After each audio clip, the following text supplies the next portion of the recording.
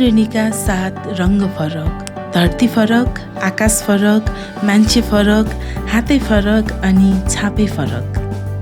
यो विविधताभित्रको समानता हो मानवता। हरेकको पहिचान, हरेकको स्वाभिमान, यही पहिचान र स्वाभिमानको लडाईँ हो आशाको झिल्को। अस्तित्वका लागि गरिएको अथक सङ्घर्ष, अधिकारका लागि फुकिएको शङ्खघोष। प्रत्येकले सुन्नुन् अनि प्रत्येकले बुझुन्, समानता र न्यायका लागि बोलिएका यी आवाजहरू। हामी उस्तै छौँ तर भिन्न छौँ, भिन्न छौँ तर उस्तै छौँ। सृष्टिका हामी अनुपम सृजना, प्रकृतिका हामी समान रचना। तर यसैका लागि जारी छ समानता र न्यायको युद्ध, आशाको झिल्को। आत्मसम्मान, सामाजिक न्याय र गौरवका लागि मेरो, हाम्रो, सबैको कार्यक्रम आशाको झिल्को मात्र मितिनी नेपालको युट्युब च्यानलमा। तपाईँलाई हाम्रो यो पोडकास्टमा स्वागत गर्न चाहन्छु। धन्यवाद, नमस्कार। हजुर, तपाईँको परिचय दिनुहोस् न। नमस्ते फेरि पनि। म देवु पराजुली, म अपाङ्गता भएको महिला। मेरो दायाँ खुट्टामा चाहिँ पोलियो लागेर कमजोर छ र म हिँड्दाखेरि चाहिँ क्यालिपर लगाउँछु। क्यालिपर भनेको यो भित्रबाट सपोर्टिभ हुन्छ, त्यो लगाएर म हिँड्छु। हजुर, यो किनभने अपाङ्गताको विषयवस्तुहरू चाहिँ कतिजनालाई एकदमै, जस्तो पहिला हामीहरूले देखिने अपाङ्गता, हामीले सुनेको अपाङ्गता भन्ने 3-4 किसिमको मात्र थियो। अब अहिले हामीले किनभने 12औं राष्ट्रिय जनगणनामा पनि विभिन्न प्रकारका अपाङ्गता भएका व्यक्तिहरू हुनुहुन्छ कि हुनुहुन्न भनेर नेपाल सरकारले नै तथ्याङ्क सङ्कलन गर्दाखेरि आई थिङ्क यो पटक नै होला अलिकति बृहत रूपमा तथ्याङ्क सङ्कलन पनि गरेको। अलिकति हामीलाई भनिदिनुहुन्छ अपाङ्गताभित्र अपाङ्गता चाहिँ नेपाल सरकारले परिभाषित गरेको अनुसार चाहिँ 10 प्रकारको अपाङ्गता छ होइन, उनीहरूको अवस्था अनुसार। जस्तो म चाहिँ शारीरिक अपाङ्गता भएँ होइन, अनि बहिरा, दृष्टिविहीन होइन, अटिजम, अनि त्यसपछि मनोसामाजिक होइन, बौद्धिक, अनि श्रवण दृष्टिविहीन होइन, अनि स्वर बोलाइ सम्बन्धी अपाङ्गता, मनोसामाजिक अपाङ्गता, बहु अपाङ्गता गरेर 10 प्रकारको अपाङ्गता छ। अनि त्यो भित्र पनि सिभियरिटीको आधारमा चाहिँ फेरि नेपाल सरकारले परिचय पत्र दिएको हुन्छ। त्यो परिचय पत्रको आधारमा चाहिँ फेरि 4 प्रकारको छ। त्यो चाहिँ एकदम अति अशक्त, जसलाई चाहिँ दैनिक क्रियाकलाप गर्न पनि, सबै काम गर्न चाहिँ अरूको सहयोग चाहिन्छ। अरूको सहयोग बिना उसले केही पनि गर्न सक्दैन, अथवा सार्वजनिक उसमा सहभागी हुन पनि अरूको सहयोगले पनि सक्दैन भने त्यस्तो चाहिँ क वर्गको होइन, रातो, त्यसलाई चाहिँ नेपाल सरकारले 3,990 लगभग 4,000 दिन्छ कतिपय पालिकाले आफै थपेर। अनि त्यसरी चाहिँ सहयोग मासिक रूपमा, सामाजिक सुरक्षा भत्ता होइन, मासिक रूपमा। अनि अर्को चाहिँ अरूको सहारा लिएर उसले चाहिँ सार्वजनिक जीवनयापन गर्न सक्ने, अनि त्यस्तो खालको चाहिँ। अब तर फेरि सबै काममा चाहिँ अरूको सहयोग पनि चाहिने, त्यस्तो चाहिँ निलो कार्ड दिएको छ होइन। त्यसलाई चाहिँ 2128 त्यो चाहिँ मासिक सामाजिक सुरक्षा भत्ता दिन्छ। अर्को ग प्रकारको चाहिँ पहेँलो कार्ड हुन्छ, जो चाहिँ सहायक सामग्री प्रयोग गरेर अथवा नगरिकन पनि आफ्नो दैनिक जीवनयापन गर्ने, जसलाई चाहिँ अलिकति गाह्रो चाहिँ छ। जस्तै मेरो होइन, म चाहिँ सहायक सामग्री प्रयोग गर्छु, आफू चाहिँ इन्डिपेन्डेन्ट छु, त्यो चाहिँ ग हुन्छ, पहेँलो हुन्छ। त्यसलाई चाहिँ नेपाल सरकारले अपाङ्गताको उसमा त राखेको छ। तर हामी चाहिँ आफू इन्डिपेन्डेन्ट हुन सक्छौँ नि त, राज्यले चाहिँ त्यसको वर्गीयतामा राखे पनि सुरक्षा भत्ता चाहिँ छैन होइन। अनि घ भनेको सामान्य, अलिकति खुट्टा छोटो हुने होइन, अलिक ठुलो अक्षरहरू पढ्न सक्ने, त्यो खालको चाहिँ घ भनेर दिएको छ। त्यसरी त्यो चाहिँ अपाङ्गता परिचय पत्र लिनु चाहिँ आवश्यक छ, किनभने एउटा त व्यक्तिको आइडेन्टिटी पनि हो, अर्को वर्गीयताको कुरा पनि हो। र त्यही आधारमा चाहिँ राज्यले विभिन्न सेवा सुविधाहरू दिएको छ। जस्तो म 4 चक्के स्कुटर चढेर हिँड्छु होइन, अनि त्यो स्कुटर ल्याउनको लागि चाहिँ सहुलियत दिन्छ राज्यले, भनेको कर छुट हुन्छ। त्यसपछि यातायातको लागि हिँड्दाखेरि चाहिँ यातायातमा चाहिँ छुट छ। जस्तै सार्वजनिक यातायातहरूमा अनि 50% चाहिँ छुट छ होइन। अब त्यस्तै स्वास्थ्यको लागि होइन, किनभने यो अपाङ्गता भनेको त चाहेर भएको होइन नि त, यो विभेदमा परेको छ, पछाडि परेकै वर्ग छ, जसले चाहिँ समान पहुँच हुँदैन। त्यो आधारमा चाहिँ राज्यले सेवा सुविधाहरू केही चाहिँ सुरुवाती गरेको छ। अब कार्यान्वयनकै बाटोमा कतिपय अवस्थामा चाहिँ गाह्रो छ होइन। कतिले नबुझेको पनि छ, किनभने हाम्रोमा कानुन सजिलै बन्छ, कार्यान्वयनको लागि तल्लो तहसम्म त्यसको सचेतना चाहिँ कमजोर छ नि त। त्यसले गर्दाखेरि चाहिँ कतिपय अवस्थामा एकदम गाह्रो छ त्यसलाई जनचेतना फैलाउनको लागि। तर केही नहुनुभन्दा चाहिँ धेरै भएको छ। हो, जस्तो कतिपय कुराले हजुरले भनिरहँदाखेरि अब मान्छेहरूले बुझ्ने अपाङ्गता भनेको चाहिँ अब जसले आँखा देख्नु हुँदैन, जसले कान सुन्नुहुन्न, जसले बोल्न सक्नुहुन्न, अनि जसले खुट्टा चाहिँ अलिक खुम्चाएर हिँड्नुहुन्छ, हिँड्नलाई असहज जसलाई भएको छ त्यसले मात्र बुझेको हो नि त, होइन। जस्तो अब हामीले बोलीचालीको भाषामा प्रयोग गर्ने विभिन्न शब्दहरूमा पनि त्यहाँ हाम्रो अपाङ्गता भएका साथीभाइहरूलाई विभिन्न किसिमका शब्दहरू प्रयोग गरिन्छ। अनि त्यो शब्दका कुराहरू, अनि मैले एउटा वर्कसपमा जाँदाखेरि क्या परिचय गर्दाखेरि अनि त्यतिखेर मलाई पनि ट्रिगर गरेको के दुईवटा कुरा मैले सिकेको। अनि त्यहाँ अपाङ्गता भएको साथीहरू हुनुहुन्थ्यो नि, एकजना साथीले चाहिँ म चाहिँ टु बी अपाङ्गता भएको व्यक्ति भन्नुभयो क्या, अब म हुनेवाला चाहिँ अपाङ्गता भएको व्यक्ति भन्नुभयो। अनि मलाई कस्तो क्लिक गर्यो, त्यस्तो पनि हुन्छ र भन्ने भयो।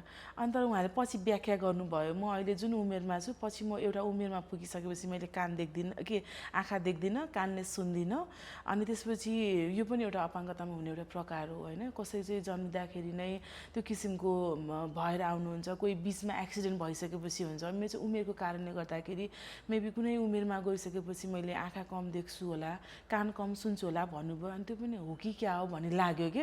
अनि अर्को चाहिँ आफ्नो परिचय दिँदाखेरि अब जस्तो हामी त देख्छौँ नि, होइन, देवबुजीले आफ्नो परिचय गर्दाखेरि हामी यस्तो छौँ भनेर चाहिँ भन्नुहुन्छ, होइन। अनि अब हामीले देख्छौँ हो भन्ने हुन्छ। तर दृष्टिविहीन साथीहरूले म कस्तो छु भने त कसरी चिन्नुहुन्छ त, होइन। अब जस्तो मैले अब त्यो परिचय दिँदाखेरि पनि अनि एकजना साथीले त्यसरी नै प्र्याक्टिस गर्नुभयो क्या। मेरो नाम चाहिँ अब मैले भन्दाखेरि सरिता, अनि मेरो चाहिँ अब जस्तो उहाँले भन्दाखेरि चाहिँ दुई तिनवटा कुराहरू चाहिँ अझै पनि मिलाएको थिएन, तर कोसिस चाहिँ गर्नुभएको थियो। कसरी भन्दाखेरि मेरो कपाल चाहिँ कम्मरसम्म आएको छ, अनि मैले कपालमा रातो रङ लगाएको छु। दृष्टिविहीन साथीले रातो रङ देख्न सक्नुहुन्न होला नि त, होइन। उहाँहरूले इमेजिन गर्न चाहिँ सक्नुहुन्छ, रातो भनेको यस्तो हुन्छ होला जस्तो, अब किनभने रगत रातो हुन्छ भनिन्छ नि त हामीले। अनि त्यो भएपछि उहाँहरूले हामीले भन्छौँ नि, जस्तो अब मैले भन्दाखेरि प्रायः म भन्ने गर्छु, अब त्यहाँ सहभागिताको अवस्था हेरेर त्यहाँ दृष्टिविहीन साथीहरू हुनुहुन्छ भने मेरो हाइट यति छ, वेट यति छ, होइन, मेरो दायाँ खुट्टामा चाहिँ यस्तो छ, म क्यालिपर लगाउँछु, र कहिलेकाहीँ उहाँहरूलाई गएर क्यालिपर कस्तो हुन्छ भनेर म उहाँहरूलाई स्पर्श गर्न दिन्छु, क्यालिपरको आकार चाहिँ यो हुन्छ भनेर, होइन। अनि अब मैले यतिकै भन्दा मेरो बायाँ गालामा डिम्पल छ भनिदिन्छु, अनि उहाँहरू इमेजिन हो नि त। उहाँहरूले चाहिँ राम्रो फिचर बनाउन सक्नुहुन्छ नि, किनभने हामीले उहाँहरूले लेखेका कथा कविताहरू गजलहरू हेर्नु त कस्तो मजाले लेख्नुहुन्छ उहाँहरूले। त्यो गजलमा चाहिँ यस्तो त्यो के भन्छ स्पर्श जोडिएको हुन्छ कि त्यो भित्र, होइन। यस्तो श्रृङ्गारिक हुन्छ, श्रृङ्गारिक हुन त इमेजिन चाहिन्छ नि त, उहाँहरूले इमेजिन गर्नुहुन्छ एकदम मजाले गर्नुहुन्छ। जस्तो हामीले नै उपन्यासहरू पढ्दा कथाहरू पढ्दाखेरि होइन त्यो इमेजिन गर्छौँ नि त, त्यो पढ्दा पढ्दा कस्तो क्युरियोसिटी हुन्छ, प्रत्येक पानामा त्यो मान्छेको व्यक्तित्वलाई वर्णन गरिरहेको हुन्छ, अनि भरे लास्टमा कसैले फोटो राखिदिनुहुन्छ। अनि मलाई चाहिँ नराखिदिएको भए बेटर हुन्छ जस्तो लाग्छ, किनभने मैले इमेजिन गरेको क्यारेक्टर त त्यो फोटोले जस्टिफाई नगरेको हुनसक्छ नि त। अनि लाइकवाइज जस्तो हाम्रो जुन भिजुअल के भन्छ यो दृष्टिविहीन साथीहरूलाई जस्तो मेरो बारेमा मैले भन्दाखेरि उहाँले बनाउनु भएको इमेज अर्कै हुनसक्छ, होइन। मैले उहाँले बनाएको इमेजभन्दा म फरक हुनसक्छु। सो त्यो हामीले परिभाषा दिँदाखेरि पनि जस्तो अहिले हामीले हेरिरहनु भएको कतिजना हुनुहुन्छ उहाँहरूको लागि पनि जस्तो कोही दृष्टिविहीन साथीहरू हुनुहुन्छ भने तपाईँको बारेमा उहाँले बुझ्नु पऱ्यो भनेदेखि व्याख्या गरिदिनु भयो भने चाहिँ सजिलो हुन्छ। जस्तो के भन्छ म चाहिँ यस्तो खालको छु, होइन, अनि त्यसपछि मेरो बनावट यो किसिमको छ, अनि अहिले मैले चाहिँ मेरो कानमा इयरिङ लगाएको छु, होइन। त्यो त उहाँहरूले स्पर्श गर्ने, उहाँले त स्पर्शले नै थाहा पाउने हो, अनि त्यो चाहिँ एकदमै महत्त्वपूर्ण पनि लाग्यो मलाई चाहिँ। धेरैजनाले बुझ्ने पनि त हो नि, एकदमै बुझ्नुहुन्छ, किनभने अब अहिले हामीले त विभिन्न प्रविधि प्रयोग गरेर धेरै साथीहरू शिक्षित हुनुहुन्छ, मतलब पढेको हुनुहुन्छ, होइन। उहाँहरूले त त्यो धेरै जस्तो त इमेजिन गरेरै हो नि, होइन। इमेजिन गर्न नसक्ने भन्ने त कुरै छैन। तपाईँ हामीले नभेटेको मान्छेलाई को बारेमा कसैले भन्यो भने पनि त एउटा फिचर बनाउँछौँ नि त, होइन। फलाना मान्छे यस्तो छ उस्तो छ भनेर कसैले भन्यो भने एउटा आकार चाहिँ तपाईँ हामी आफै बनाउँछौँ कि यस्तो छ होला, यस्तो देखिन्छ होला, ऊ चाहिँ गाउँ गोरो छ, अब हाँस्छ, होइन, हँसिलो अनुहार छ भन्यो भने हामीले ठ्याक्कै यस्तो छ भनेर बनाउँछौँ नि त। साथीहरूले पनि त्यस्तै, त्यो दृष्टिविहीन साथीहरूले पनि त्यो खालको एउटा इमेजिन चाहिँ गर्नुहुन्छ। कति कुराहरू चाहिँ हामी आफूले दिन प्रतिदिन सिक्दै पनि छौँ, होइन। सो यो सिक्ने क्रम त जारी नै रहन्छ। अलिकति तपाईँको अब जस्तो जुन अपाङ्गता भएका महिलाहरू या साथीहरूसँग काम गर्नुहुन्छ होइन, सो अब धेरै अप्ठ्यारो पनि हुन्छ कतिपय सिचुएसनमा राज्यले गर्नुपर्ने दायित्व पुरा नगर्दाखेरिको पनि छ। जस्तो यो अपाङ्गताको जुन मुभमेन्टमा तपाईँ लागिरहँदाखेरि चाहिँ कस्ता कस्ता व्यक्तिहरूसँग, किनभने अब एउटा त समुदायसँग काम गर्दाखेरि समुदायका धेरै विषयवस्तुहरू हुन्छन्, अर्को राज्यको त्यो नीतिगत तहसम्ममा ती कुराहरू लिएर जाँदाखेरि उहाँहरूले नबुझिँदाखेरिको पीडा त छ नि त। त्यो बाजिँदाखेरि मनमा कहिलेकाहीँ लाग्दैन किन चाहिँ राज्यले हाम्रो कुराहरू सुन्दैनन् भनेर? त्यो कुरा त अब कहाँबाट सुरु गरौँ भनेर लागिरहेको क्या तपाईँले कुरा गर्दै गर्दा। अघि मैले तपाईँलाई भने नि 10 प्रकारको अपाङ्गता भनेर। 10 प्रकारको अपाङ्गतामा अहिले अब राज्यले चाहिँ एकदमै नसुनेकै कुराहरू, कतिपय अवस्थामा एकदमै पीडा हुने कुरा, बौद्धिक अपाङ्गता भएका, विशेष गरी बौद्धिक अपाङ्गता भएका छोरीहरू जसलाई चाहिँ एकदमै ठुलो मारमा परेको हुन्छ कि दोहोरो तेह्रो चौरो सबैतिरको मारमा परेका हुन्छन् उनीहरू होइन, भन्न जान्दैनन्, अभिव्यक्ति गर्न सक्दैनन्। अनि त्यो छोरीहरूको आमाहरूलाई हुने पीडा के, त्यो आमालाई सबभन्दा बढी पीडा त आमालाई हुन्छ नि। एउटा त आफ्नो सन्तान अपाङ्गता भएर जन्मेको आमालाई एउटा पीडा त्यो छँदैछ। परिवारले, समुदायले आमालाई दिने पीडा, किनभने तेरो कारणले, यहाँ त पुरुषको कारणले हुँदैन नि त, धेरै कुराहरू त महिलाको कारणले हुन्छ भनेर लान्छना लगाइन्छ नि। हामीले भन्दै गर्दाखेरि चाहिँ पुरुषको जिनले गर्दा अथवा पुरुषको शुक्रकिटले गर्दाखेरि चाहिँ सन्तानको हुन्छ भने पनि छोरी पायो भने पनि आमालाई नै गाली हो होइन, तेरो कारणले भन्ने। त्यही माथि अपाङ्गता हुने बित्तिकै आमाले एकदमै धेरै गाली खाइरहेको हुन्छ होइन। कतिले त बाउहरूले छोडेर हिँडेका यति धेरै घटनाहरू छन् होइन। अनि बाउले छोडेर नहिँडेर घरमै छ भने पनि त्यो आमालाई दोहोरो तेह्रो मार हुन्छ कि, कामै एक्स्ट्रा गर्नुपर्ने हुन्छ कि एकदम धेरै होइन, अरूले सपोर्ट गरेको हुँदैन। अर्को चाहिँ छोरी हुर्कँदै गइसके पछाडि उसले थाहा पाएको हुँदैन नि त, उसको सचेतना हुँदैन, उसलाई त्यो खालको ट्रेनिङ हुँदैन। ट्रेनिङ भयो भने कतिपय अवस्थामा अब हामीले अहिले त धेरै प्रविधिहरूको विकास पनि छ, धेरै सिपहरूको पनि विकास छ कि, हामीले हेर्दाखेरि के गर्छौँ भने मान्छे झट्ट हेर्ने बित्तिकै उसको कमजोरीबाट हेर्छौँ कि, उसको सकारात्मक के छ त्योबाट हेर्न सुरु गर्यो भने यहाँ कोही पनि पछाडि पर्दैन र कोही पनि के हुन्छ केही थाहा नपाएको हुँदैन कि। बौद्धिक अपाङ्गता भएकै बालबालिकाहरूको पनि सकारात्मक कुरा हेऱ्यो भने उनीहरूले गर्ने काम अथवा उनीहरूलाई हामीले केही सिकाएपछि गर्ने उत्पादनका कुराहरू होइन, उनीहरूलाई एक्टिभिटी अफ डेली लिभिङको टेक्निकहरू सिकायो भने त्यसबाट गर्ने कुरा थुप्रै छन्, तर त्यो सिकाइँदैन कि, थाहै हुँदैन, त्यसले गर्न सक्दैन। मजा लाउन लाग्यो भने पनि अलिकति ढिलो भयो आफै लगाइदिने, उसले कहिले सिक्छ होइन। त्यस्तो कुराहरू चाहिँ अभिभावकहरूले पनि अथवा आफन्तहरूले पनि गर्दाखेरि चाहिँ गाह्रो हुन्छ। त्यही अवस्थामा चाहिँ अब उसले नाइ भन्न जानेको हुँदैन, उनीहरू यति धेरै हिंसामा परेको हुन्छ, जबरजस्तीको हिंसा, उसलाई त्यो के हो भन्ने थाहा पनि हुँदैन कि। हामीले कति आमाहरूको यस्तो पीडा हुन्छ कि अब त्यो यङ छोरी छ होइन, उसलाई चाहिँ डिपोसुई लगाइदिएको हुन्छ, युटेरस निकालिदिन पाए हुन्थ्यो भन्छ। त्यो भनेको मेरो छोरीले डिपोसुई लगाएको छ अथवा उसको युटेरस निकालेको छ, जे मलाई लाग्छ गर भनेर समुदायलाई छोडे जस्तो हो कि वास्तवमा भने नि। तर त्यो चिजलाई राज्यले अलिकति हेरेर त्यो छ भने उसलाई सहयोगी सेवा दिने हो भने, एउटा सहयोगी उपलब्ध गराइदिने हो भने त उसले त्यो गाह्रो हुन्थेन नि त। त्यसलाई चाहिँ अलिकति संरक्षित गरिदिन सक्यो भने मलाई के लाग्छ भने एउटा सामान्य बच्चा जसले पनि हुर्काउँछ कि, सामान्य बच्चा त समुदायमा जसले पनि हुर्काएको हुन्छ, तर अपाङ्गता भएको बच्चालाई हुर्काएर उसलाई संरक्षण गर्न सक्यो भने त्यो समाज बल्ल अलिकति सुन्दर समाज हो कि। त्यो तरिकाले हेरेकै हुँदैन, एकदमै गाह्रो अवस्था त्यो। अर्को चाहिँ अरू केही गर्न सक्ने अपाङ्गता भएका व्यक्तिहरू पनि केही पढेको छ, केही गरेको छ भने उसले गर्न सक्छ भन्ने कुरा हुँदैन कि, ए अपाङ्गले बनाएको रहेछ भन्ने। मलाई हिजो मात्रै एकजना साथीले भन्नुभएको, मलाई यस्तो यति धेरै चित्त दुखेको कि, एकजना नाम चाहिँ उहाँले पनि मलाई भन्नु भएन होइन, एकजना मोडलै हो उहाँ भन्नुहुन्थ्यो। उहाँले चाहिँ सामान अहिले मैले लगाइरहेको यो माला छ नि, यो माला चाहिँ वी नेपालमा बनाएको, त्यहाँ चाहिँ उहाँहरूले एकदम राम्रो बनाउनुहुन्छ, एकदमै राम्रो फिनिसिङ छ त्यहाँ होइन। अनि अपाङ्गता भएकै दिदीबहिनीहरूले बनाउनुहुन्छ। अनि यसको मार्केटिङ इन्टरनेसनल पनि छ होइन, अनलाइनमा एकदम छ, यसले त्यो दराजले राखेको छ, एकदम धेरै गइरहेको छ यो। अनि त्यहाँ चाहिँ सामान हेर्नुपर्छ, हेरिसके पछाडि तपाईँहरूको त यो अपाङ्गता भएका व्यक्तिले बनाएको छ, अपाङ्गता भएका व्यक्तिले बनाएको राम्रो हुँदैन, मैले त धेरै जस्तो चाहिँ बाहिरबाटै ल्याएको सामानहरू लगाउँछु, तपाईँले त मलाई फ्रीमा दिनुपर्छ भनेर भन्नुभएछ कि।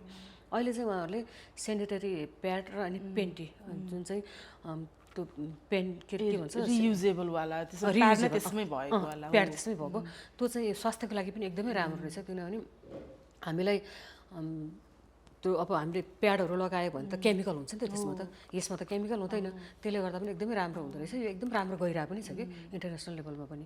अनि त्यो चाहिँ मैले बाहिरको भन्दा युज गर्दिनँ, तपाईँको म यहाँ युज गर्छु, अपाङ्गता भएको व्यक्तिले बनाएको त्यति राम्रो हुँदैन, मलाई त तपाईँले फ्रीमा दिनुपर्छ भनेर भन्यो अरे।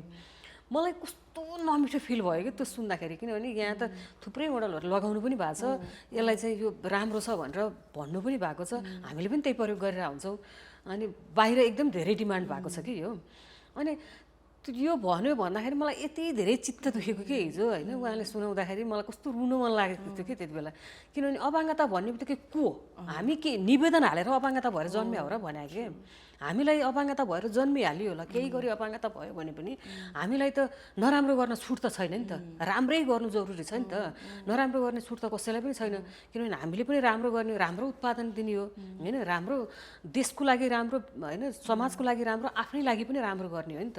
त्यो राम्रो गरिरहेको कुराहरूलाई तपाईँहरूको यस्तो राम्रो छ भनेर प्रमोट गर्ने, त्यहाँ त्यो अपाङ्गतासँग केही पनि होइन कि, चिज हो सबभन्दा पहिला, त्यो वस्तु हो, त्यो वस्तुको गुण कस्तो छ होइन, त्यसको प्रयोगात्मक कस्तो छ भन्ने कुरा हेर्ने हो नि त, कसले बनायो भन्ने कुरा होइन नि, तपाईँले लगाएको रिङ कसले बनायो, तपाईँले त्यो म्यानुफ्याक्चरमा गएर त्यो हेर्नुहुन्छ र हेर्नु हुँदैन नि त, मैले यो कसले बनायो त हेरिँदैन नि त, त्यसको गुण के छ भन्ने हो नि त, त्यो कम्फर्टेबल छ तपाईँ लगाउनुहुन्छ, कम्फर्टेबल छैन तपाईँ लगाउनु हुँदैन नि त, त्यसरी हेरिदिए हुन्थ्यो भन्ने हुन्छ कि। तर म बुझ्ने हो, म सचेत हो, म एकदमै सभ्रान्त छु, मसँग पैसा छ, मैले नेसनल इन्टरनेसनल सबै ट्राभल गरेको छु, सबै थाहा छ भन्ने मान्छेले त्यसरी भन्यो भने त्योभन्दा मूर्ख अरू कोही हुन्छ जस्तो लाग्छ कि।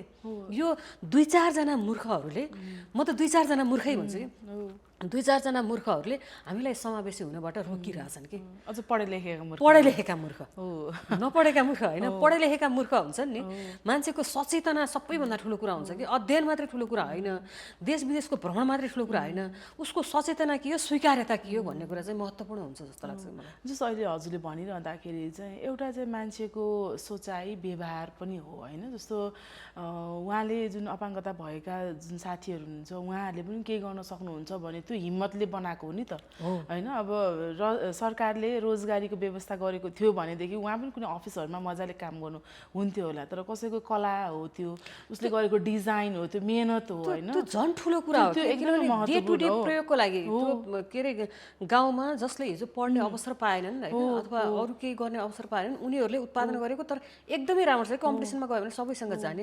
इभन हामीले अहिले नेपाल अपाङ्ग महिला सङ्घले विगत 28-29 वर्षदेखि गरेको एडभोकेसीमा पनि हामीले खोजेको त्यही स्वीकार्यता हो कि होइन, त्यही त्यो आर्थिक सशक्तिकरणको लागि केही गरून्, अपाङ्गता भएका व्यक्तिहरूले पनि केही गरून् र उनीहरूले गरेको कुरा चाहिँ बजारीकरण होस्, बजारमा चाहिँ राम्रोसँग जाओस् भन्ने हो कि।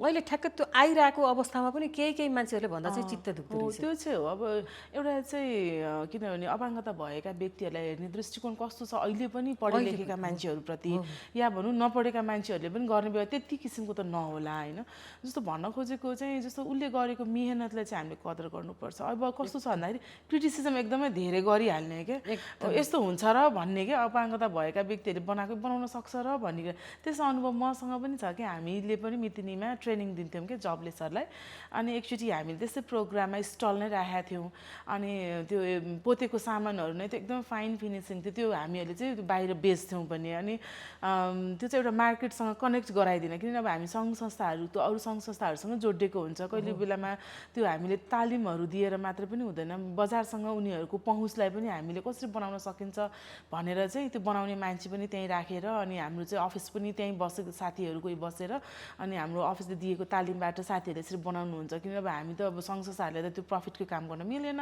अनि त्यो उहाँहरूलाई चाहिँ त्यो कनेक्सन गरिदिनको लागि भनेर राखेको। अनि क्वेसन के, तपाईँहरूको जस्तो समुदायले यस्तो बनाउन सक्छ त, कहाँबाट किनेर ल्याएर बेचेको होला होइन, त्यो त्यही भनेर मान्छेहरू एकदमै धेरै क्रिटिसाइज गरे, हाम्रै सन्तान हो भन्ने कुरा कस्तो एक्सेप्ट नगरे कि। एउटा चाहिँ जस्तो एउटा एक्सेप्टेन्सको कुराहरू पनि हो, अनि अर्को चाहिँ संवेदनशीलताको कुरा पनि हो, अनि मान्छेको चाहिँ सोचाइ कस्तो छ भन्ने कुरा पनि त्यहीँबाट पनि देखिन्छ क्या। जस्तो अब होला उहाँको चाहिँ अब धेरै ठाउँमा जानुभयो होला, धेरै कुराहरू देख्नुभयो होला, तर कुन कुरालाई चाहिँ फ्री अफ कस्टमा माग्ने, किनभने त्यो हाम्रो जस्तो डिफेक्ट पिस थियो, डिफेक्ट इन द सेन्स कोही बेलामा कलर बिचमा कुनै अर्को गइदिन्छ, जस्तो रातो बनाएकोमा पछाडिपट्टि पेज लगाउने ठाउँमा सेतो कुनै छ भने केही फरक परेन, त्यो डिफेक्ट पिसमा मानिन्छ होइन। अनि त्यो लिँदा केही फरक परेन। तर अब त्यो सामान मेटेरियल्सको कुरा आउँछ, बनाउँदा ज्यालाको कुरा आउँछ, उसलाई परिश्रमीको कुरा आउँछ, क्रिएटिभिटीका कुरा आउँछ, जुन कुराहरू उहाँहरूले नै गर्नु न त्यतिकै अब फ्री अफ कस्टमा।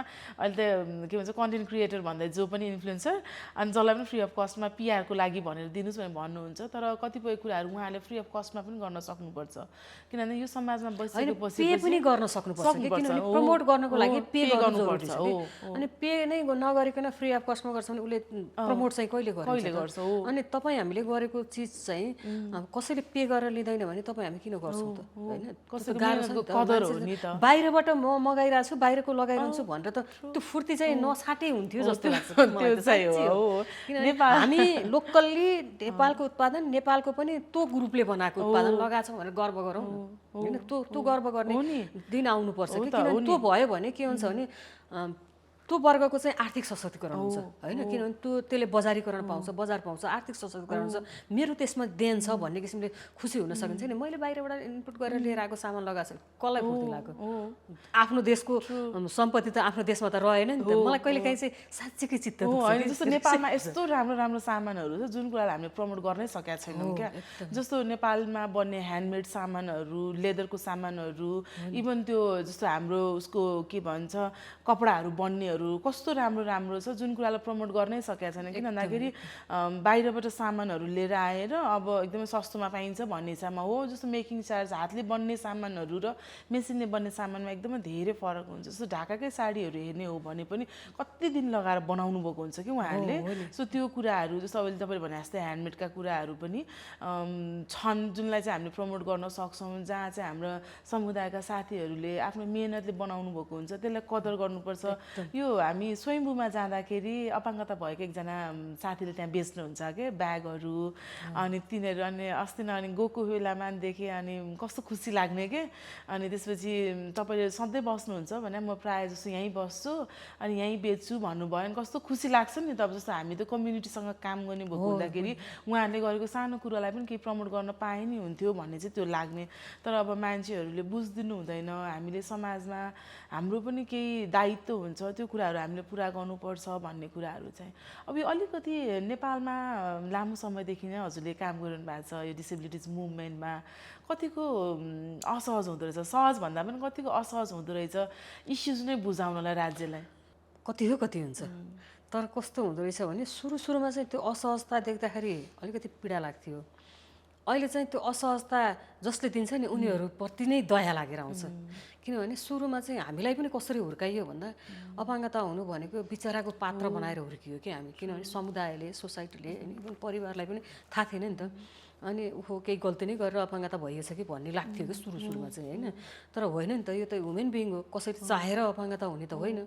अनि त्यो भइसके पछाडि यो त बुझ्नुपर्ने चिज हो, यो त सोसाइटीले बुझ्नुपर्छ होइन यो कुरा। किनभने यो कसैको चाहनाले भएको कुरा होइन, बेरियर हो होइन, सामाजिक बेरियर, सामाजिक अवरोध, सांस्कृतिक अवरोधहरूलाई चाहिँ हामीले चिर्नुपर्छ भन्ने कुरा बुझियो नि त। यो भनेको त समुदायले आफै सचेतना जाग्नुपर्ने होइन, राज्यले त्यसलाई चाहिँ अपनत्व लिनुपर्ने कुरा हो भन्ने भइसके पछाडि अहिले चाहिँ अरूलाई देखेर दया लाग्छ कि जसले यो मुद्दा बुझेको हुँदैन अथवा बुझ्न खोज्दैन।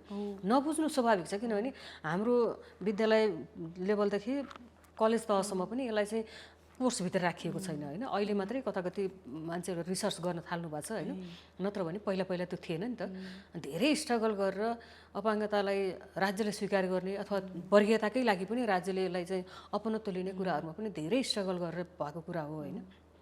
त्यो हुँदाखेरि अहिले चाहिँ बुझ्न नखोज्ने समुदायसँग चाहिँ दया लागेर आउँछ कि, किनभने विविधता छ भनेर स्वीकार्नुपर्छ। जसरी जात जातिको विविधता छ, भौगोलिक रूपमा चाहिँ होइन भौगोलिक विविधता छ, त्यस्तै गरी यो अपाङ्गताभित्र पनि मानवताभित्र पनि विविध तरिकाका मान्छेहरूको जन्म हुन्छ।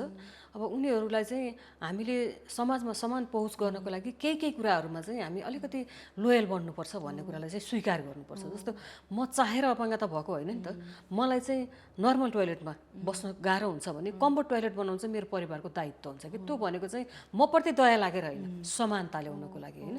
त्यो तरिकाले चाहिँ समुदायले बुझ्नु जरुरी हुन्छ कि। अनि समुदायले बुझ्यो भने राज्यले पनि त्यो बुझ्छ होइन। अब कानुनहरूमा भएका कुराहरूलाई प्रयोगात्मक गर्नको लागि पनि राज्य चाहिँ त्यसमा अलिकति संवेदनशील चाहिँ बन्न जरुरी छ।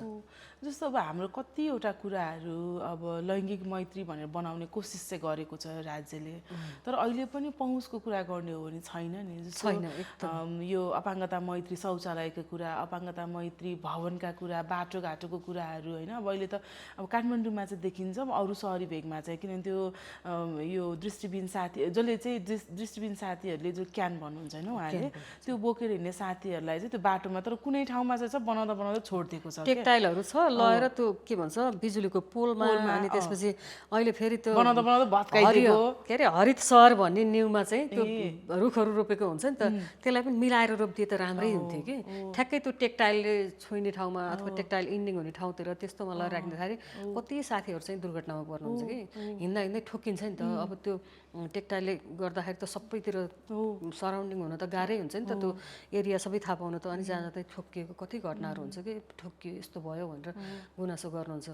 त्यो कुरालाई चाहिँ अलिकति सचेत भएर गर्नको लागि मात्रै नगरेर यो चाहिँ प्रयोगात्मक तरिकाले गर्दै हुन्थ्यो भन्ने लाग्छ कि। अनि एउटा चाहिँ जस्तो यो बनाउँदाखेरि जब योजना बनाउँदाखेरि चाहिँ जस्तो विज्ञहरूको सल्लाह लिनु चाहिँ एकदम धेरै आवश्यकता छ, जुन चाहिँ एकदमै एउटा विज्ञहरू एउटा चाहिँ सो कल्ड विज्ञ भयो कि मलाई थाहा छ। किनभने अब अपाङ्गताको कुरा गर्नु पर्यो भने अपाङ्गता नभएको व्यक्ति, गैर अपाङ्गता व्यक्तिले, मलाई थाहा छ उसलाई गाह्रो हुन्छ होइन, साँच्चीकै गाह्रो के हुन्छ भन्ने कुरो त त्यो व्यक्तिलाई मात्रै थाहा हुन्छ नि त, उसलाई थाहा हुन्छ नि त। प्रयोगात्मक हुनु पर्यो कि ऊ चाहिँ युजर फ्रेन्डली छ कि छैन होइन, युजरले चाहिँ त्यो युज गर्न सक्ने खालको छ कि छैन, अनि यो भयो भने यतिको भयो भने हुन्छ कि हुँदैन भन्ने कुरो त उनीहरूसँग पनि सल्लाह लिनुपर्छ नि। त्यो चलन चाहिँ छैन कि, त्यो प्रचलन नहुँदासम्म चाहिँ गर्नको लागि गरेछ नि त हामीले, त्यो पनि गरेछ भन्दा पनि तिमीहरूको लागि गराइदिएछ भन्छ कि। तिमीहरूको लागि हो भने ल त्यो टेक्टाइल भएको ठाउँमा दृष्टिबिन भएको अरूले पुज्दै नकुस्नु पर्यो नि त होइन, त्यो त सबैको लागि हो नि त्यो त होइन। अनि तिमीहरूको लागि गरिदिएछ, अपाङ्गता भएको त्यो ऱ्याम्प बनाउने भनेको तिमीहरूको लागि बनाइदिएछ होइन त, त्यहाँ त साङ्गा व्यक्तिहरू कसैले टेक्दै नटेक्नु पर्यो नि त त्यसो भने। तर त्यस्तो खालको होइन कि, यो चाहिँ युनिभर्सल डिजाइन, यो सर्वव्यापी मान्यता कि विश्वव्यापी मान्यता अनुसारको बनाएको छ, त्यो सबैको प्रयोगात्मक हुन्छ। यो चाहिँ सबै नागरिकको लागि हो अथवा सबै मानव जातिको लागि हो भन्ने तरिकाले चाहिँ कहिले सोच्ला भन्ने चाहिँ लाग्छ कि वास्तवमा। ठ्याक्क अहिले सेयर गरेर मेरो दिमागमा क्लिक गरेको कि केही वर्ष अगाडि नेपालमा ठुलो कन्फरेन्स गर्ने योजना गरेको थियो होइन, अनि त्यस्तो विशेष गरी महिलाहरूको। अनि उहाँहरूले चाहिँ भेन्यूहरू हेर्नुभयो, होटलहरू हेर्नुभयो, एउटा चाहिँ जस्तो यहाँको इन्फ्रास्ट्रक्चर, किनभने जस्तो कन्फरेन्स अर्गनाइजरहरूले मल्टिपल सेक्टरमा हेरेको हुन्छ होइन। जस्तो अब उसको पार्टिसिपेन्ट त जो पनि हुनसक्छ, एलजिबिटिआई कम्युनिटी हुनसक्ने भयो, अपाङ्गता भएका व्यक्तिहरू हुनसक्ने भयो, मुस्लिम कम्युनिटीका या लगायत अन्य साथीहरू हुनुभयो, उनीहरूलाई यो देशमा आउँदा सेफ छ कि छैन भन्ने कुरा। किनभने ठुलो कन्फरेन्स हुनु भनेको एउटा कन्फरेन्समा 3000-3500 मान्छे हुनु भनेको नेपालले धेरै पैसाहरू भित्राउन सक्थ्यो होइन, इकोनोमिक रूपमा पनि। किन नेपाल धेरैजना आउने बकेट लिस्टमा पर्छ। अनि के भएर उहाँहरूले नेपाललाई रिजेक्ट गर्नुभयो भन्दा यहाँको इन्फ्रास्ट्रक्चरहरू चाहिँ डिसेबिलिटिज फ्रेन्डली छैन, किनभने हामीसँग व्हिल चेयरवाला पार्टिसिपेन्टहरू पनि हुनुहुन्छ, उहाँहरूले हिँड्नलाई बाटोमा अप्ठ्यारो छ होइन। जस्तो भिजुअल इम्पेयर भएका साथीहरू हुनुहुन्छ, उहाँलाई बाटोमा हिँड्नलाई अप्ठ्यारो हुन्छ होइन।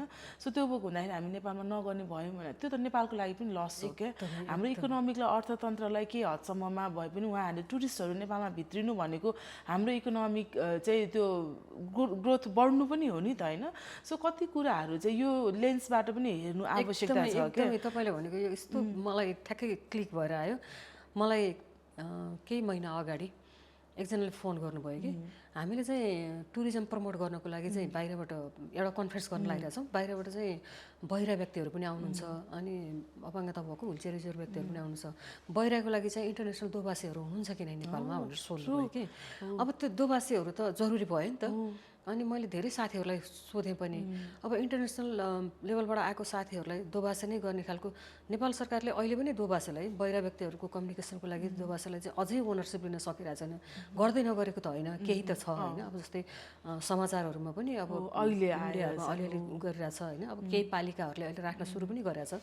अनि तर अझै पनि इन्टरनेसनल प्रवासीहरूको चाहिँ कमी नै रहेछ कि कमी के छँदै छैन भने पनि भयो मैले धेरैजनासँग कम्युनिकेसन गरेँ छैन भन्ने टाइपको त्यस्तो चाहिँ अलिक गाह्रो छ भन्ने भयो कि अब उनीहरूले चाहिँ बाहिरबाट हायर गरेर लिएर आउनुलाई चाहिँ उनीहरूलाई अलिकति कस्टली पनि हुने भयो आई थिङ्क त्यो भएन जस्तो लाग्यो मलाई किनभने उहाँहरूले मलाई त्यति सोध्नु भयो 2-3 चोटि हाम्रो कम्युनिकेसन भयो अनि त्यस पछाडि उहाँहरूले मलाई यस्तो पनि हो यहीँ भएको ह्युमन रिसोर्सहरू मोबिलाइज गर्नु र बाहिरबाट ल्याउनुमा चाहिँ आयोजकलाई चाहिँ अलिकति बढी एक्सपेन्सिभ नै हुन्छ इन्टरनेसनल ट्राभल भयो उनीहरूको लजिङ फुडिङ सबै गर्दाखेरि जस्तो यहीँ भएको हाम्रो ह्युमन रिसोर्सहरूलाई मोबिलाइज गऱ्यौँ भने चाहिँ यहीँ भएका व्यक्तिहरूले काम पाउने भयो पारिश्रमिक मात्रै त्यो पनि हुने भयो अनि फेरि बाहिरबाट आउनेहरूलाई त भिसाको पनि प्रब्लम हुने भयो नि त यो सबै कुराले गर्दाखेरि गाह्रो पनि रहेछ कि मैले यो यसो हेर्दाखेरि चाहिँ अपर्च्युनिटी चाहिँ एकदम धेरै छ किनभने अहिले त डेभलपिङ भइरहेछ नि त धेरै कुराहरू अब त्यसलाई हेरेर हाम्रो जनशक्ति पनि त्यही अनुसारले उत्पादन गर्यो भने त रोजगार पनि धेरैले पाउनुहुन्छ कि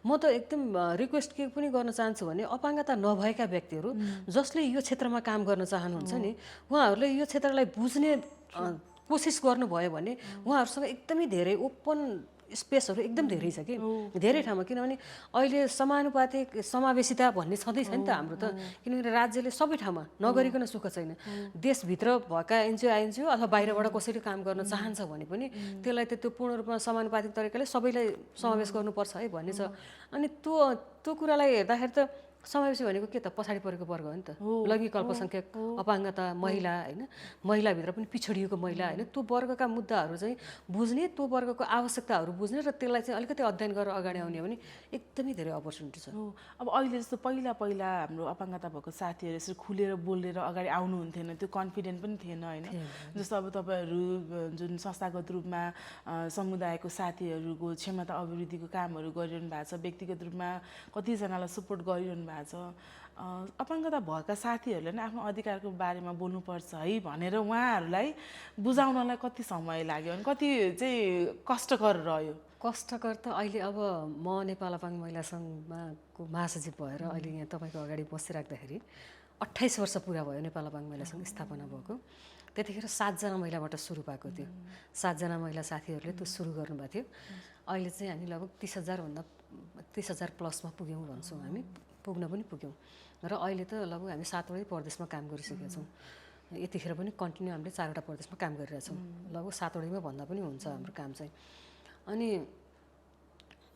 हामी 45+ जिल्लाहरूमा चाहिँ अहिले पनि काम गरिरहेछौँ होइन अनि त्यो हेर्दाखेरि थुप्रै साथीहरूको लिडरसिप बढ्यो इभन त्यही 7 जनाबाट सुरु भएको नेपाल अपाङ्ग महिला सङ्घबाट मेरो नेतृत्व पनि विकास भएको म स्वीकार गर्छु त्यो कुरा होइन म अहिले त्यही हुँदा पनि अनि त्योभन्दा अगाडि कस्तो थियो भने अपाङ्गता भएका महिलाहरू एक आपसमा बोल्नु पनि मैले मेरै कुरा गरेँ भने म आफू अपाङ्गता भएको महिला होइन अर्को अपाङ्गता भएको साथी त्यो बाटो आछ भने म उसलाई हेर्थिनँ कि भनेको स्वीकार्यता नभएको आफैलाई पनि स्वीकार्यता नभएको अहिले चाहिँ कहाँ छ खोजी उनीहरूलाई केही गर्न पाए हुन्थ्यो भन्ने भयो त्यो के थियो भने त्यही तरिकाले हुर्काइएको थियो नि त होइन त्यही खालको थियो समुदायमा पनि त्यही खालको अब छिछि दूर गरेकै अवस्था थियो होइन अनि अहिले चाहिँ धेरै नेतृत्व गर्न सक्ने साथीहरू हुनुहुन्छ किनभने हामीले विभिन्न जिल्लाहरूमा साथीहरूलाई क्षमता अभिवृद्धिको कुरा गरेर होइन उहाँहरूलाई नेतृत्वको तालिम दिएर होइन अथवा विभिन्न अवसरहरू दिएर अनि तपाईँहरू अगाडि बढ्नुपर्छ किनभने पूर्ण रूपमा समानुपातिक समावेशी हुनको लागि त आफ्नो भोइस त रेज गर्न सक्ने हुनु पर्यो नि त अनि बोल्न सक्ने हुनुपर्छ भन्ने तरिकाले चाहिँ हामीले धेरै कामहरू गऱ्यौँ होइन अनि विभिन्न जिल्लाहरूमा साथीहरूले अहिले इन्डिपेन्डेन्टली आफ्नो संस्थाहरू चलाइरहनु भएको छ होइन थुप्रै साथीहरूले समेटिरहनु भएको छ हिजो बेलुका म सुतिसकेको थिएँ अनि राति एकचोटि बिउ चाहिँ उठेर यसो मोबाइल हेरेको मलाई के अरे सिन्धुलीबाट चाहिँ बहिनीले दिदी मलाई राजनीतिक उसमा चाहिँ छलफल चलाउनु छ के एजेन्डा हो के गर्नुपर्ने मलाई सिकाइदिनु न भन्नुभयो मैले भोलि हामी फोनमा कुरा गरेर गरौँला है भने त्यो भनेको के हो भने उहाँहरूको क्षमता अभिवृद्धि हो कि मलाई त्यसले चाहिँ यति धेरै खुसी लाग्छ कि बहिनीहरूले दिदी हामी यस्तो गर्न लागिरहेछौँ यस्तो गरिदिनु न अथवा अहिलेको कन्टेन्ट चाहिँ यो छ यसमा चाहिँ हामीलाई भनिदिनु न भन्नुहुन्छ कि उहाँहरूले एकदमै खुसी लाग्छ मलाई चाहिँ त्यो नेपाल अपाङ्ग महिला सङ्घको संस्थापक साथीहरूलाई अहिले पनि धन्यवाद भन्न मन लाग्छ जसले अहिले पनि हामी नेतृत्व गरिरहेछौँ होइन मिना पौडेल हुनुहुन्छ त्यसको अध्यक्ष, उहाँहरू हामी चाहिँ केही त गरौँ है, अब अथवा अहिलेकै सिनारीमा पनि साथीहरूलाई कसैलाई केही पऱ्यो भने हामी चाहिँ स्ट्यान्ड बाई बसौँ है भन्ने पनि हामीलाई हुन्छ कि बहिनीहरूलाई चाहिँ अलिकति प्रमोट गर्नुपर्छ है भन्ने चाहिँ हामी एकदमै गरिरहेको हुन्छौँ। त्यसले चाहिँ भोइस रेज हुन थालेको छ, कतिपय ठाउँमा चाहिँ के हुन्छ नेतृत्व लिन थाल्नु भएको छ, त्यो देख्दाखेरि चाहिँ आफैले नेतृत्व लिए जस्तो महसुस हुन्छ कि त्यस्तोमा। इन्टरसेक्सनालिटीको पनि अन्तर्विविधताको पनि अलिकति कुरा गर्न चाहन्छु। जस्तो अब नेपालमा जुन ब्युरोक्रेसीमा बस्नेहरूले अन्तर्विविधतालाई कसरी लिनु भएको छ होइन, अनि त्यसपछि त्यो अन्तर्विविधताभित्र कस्ता कस्ता समूहहरू अझ बढी अप्ठ्यारोमा परेका छन् भन्ने कुरा। किनभने अहिले पनि महिलाका कुरा आउँदाखेरि स्रोत साधन सम्पन्न र पहुँच भएका महिलाहरूका मात्र विषयवस्तुहरू अगाडि आउँछ। जस्तो सीमान्तकृत वर्गहरू अहिले पनि राज्यले चाहिँ अब बल्ल अलिअलि चाहिँ अपाङ्गताको विषयहरू अब हामीले पनि गर्नुपर्छ है। त्यो पनि कसरी भन्दाखेरि तपाईँहरूको मुभमेन्ट एकदम स्ट्रङ हुँदै आएको छ अहिले, किनभने त्यो एउटा युनिटी भएको छ। अहिले हजुरले भन्नुभयो समुदायको साथीहरू पनि अहिले आउनु भएको छ, उहाँहरूको पनि क्षमतालाई अभिवृद्धि गर्दैछौँ, हामी बोल्नुपर्छ भन्ने त्यो सहज चाहिँ थिएन।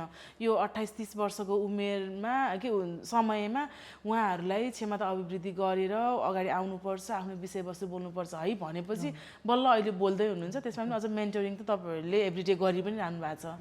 सो यो अवस्थामा नेपाल सरकार या भनौँ ब्युरोक्रेसी या भनौँ प्राइभेट सेक्टरहरूमा चाहिँ कतिको चाहिँ यो सेन्सिटिभिटी र अनि यो विषयलाई लिएर अब हामीले पनि समावेशिताको कुरा गर्दाखेरि अन्तर्विविधतालाई हेर्नुपर्छ, अपाङ्गता भएका व्यक्तिहरूलाई पनि समावेश गर्नुपर्छ भनेर त्यो चेतना चाहिँ उहाँहरूमा जागेको तपाईँले कतिको महसुस गर्नुभएको छ?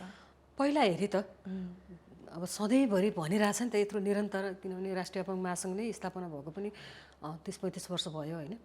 अनि त्यसपछि अहिले त यो बिचमा थुप्रै सङ्घ संस्थाहरू भयो, साथीहरू अलिकति एवारनेस हुनुभयो होइन, आफ्नो लागि आफै गर्नुपर्छ भन्ने तरिकाले चाहिँ धेरै लाग्नुभयो होइन, थुप्रै सङ्घ संस्थाहरू छन्। अनि त्यसले गर्दाखेरि चाहिँ भएको छ। पहिला हेरेँ मैले कहिलेकाहीँ मेरो चाइल्डहुड सम्झिन्छु, बच्चा बेलामा त केही थिएन यो दुनियाँमा होइन, म मात्रै छु कि जस्तो लाग्थ्यो, मान्छेले सबैले मलाई अचम्म मानेर हेरे जस्तो फिल हुन्थ्यो। अहिले चाहिँ धेरै भएको छ त्यो हेर्दाखेरि होइन। अहिले बच्चा अपाङ्गता भएर जन्मिहाल्यो भने पनि कहाँ गएर के गर्न सकिन्छ भन्ने खालको होइन, विभिन्न थेरापी सेन्टरहरू, पुनर्स्थापना केन्द्रहरू होइन, अनि त्योहरू छ होइन, पहिलाको तुलनामा एकदम धेरै छ। तर नेतृत्व दिने कुरामा चाहिँ अझै पनि पछाडि छ। जो नेतृत्व तहमा छन् उनीहरूले चाहिँ अझै पनि अपाङ्गता भएको व्यक्तिहरूलाई नै नेतृत्व दिन चाहिँ अझै हिचकिचाएको अवस्था चाहिँ छ कि, अथवा हिजोदेखि आफूहरूले गरिरहेको बाटो होइन, अब त्यो चाहिँ अलि नचाहेको हो कि टाइपको त्यस्तो चाहिँ एकदम भेटिन्छ।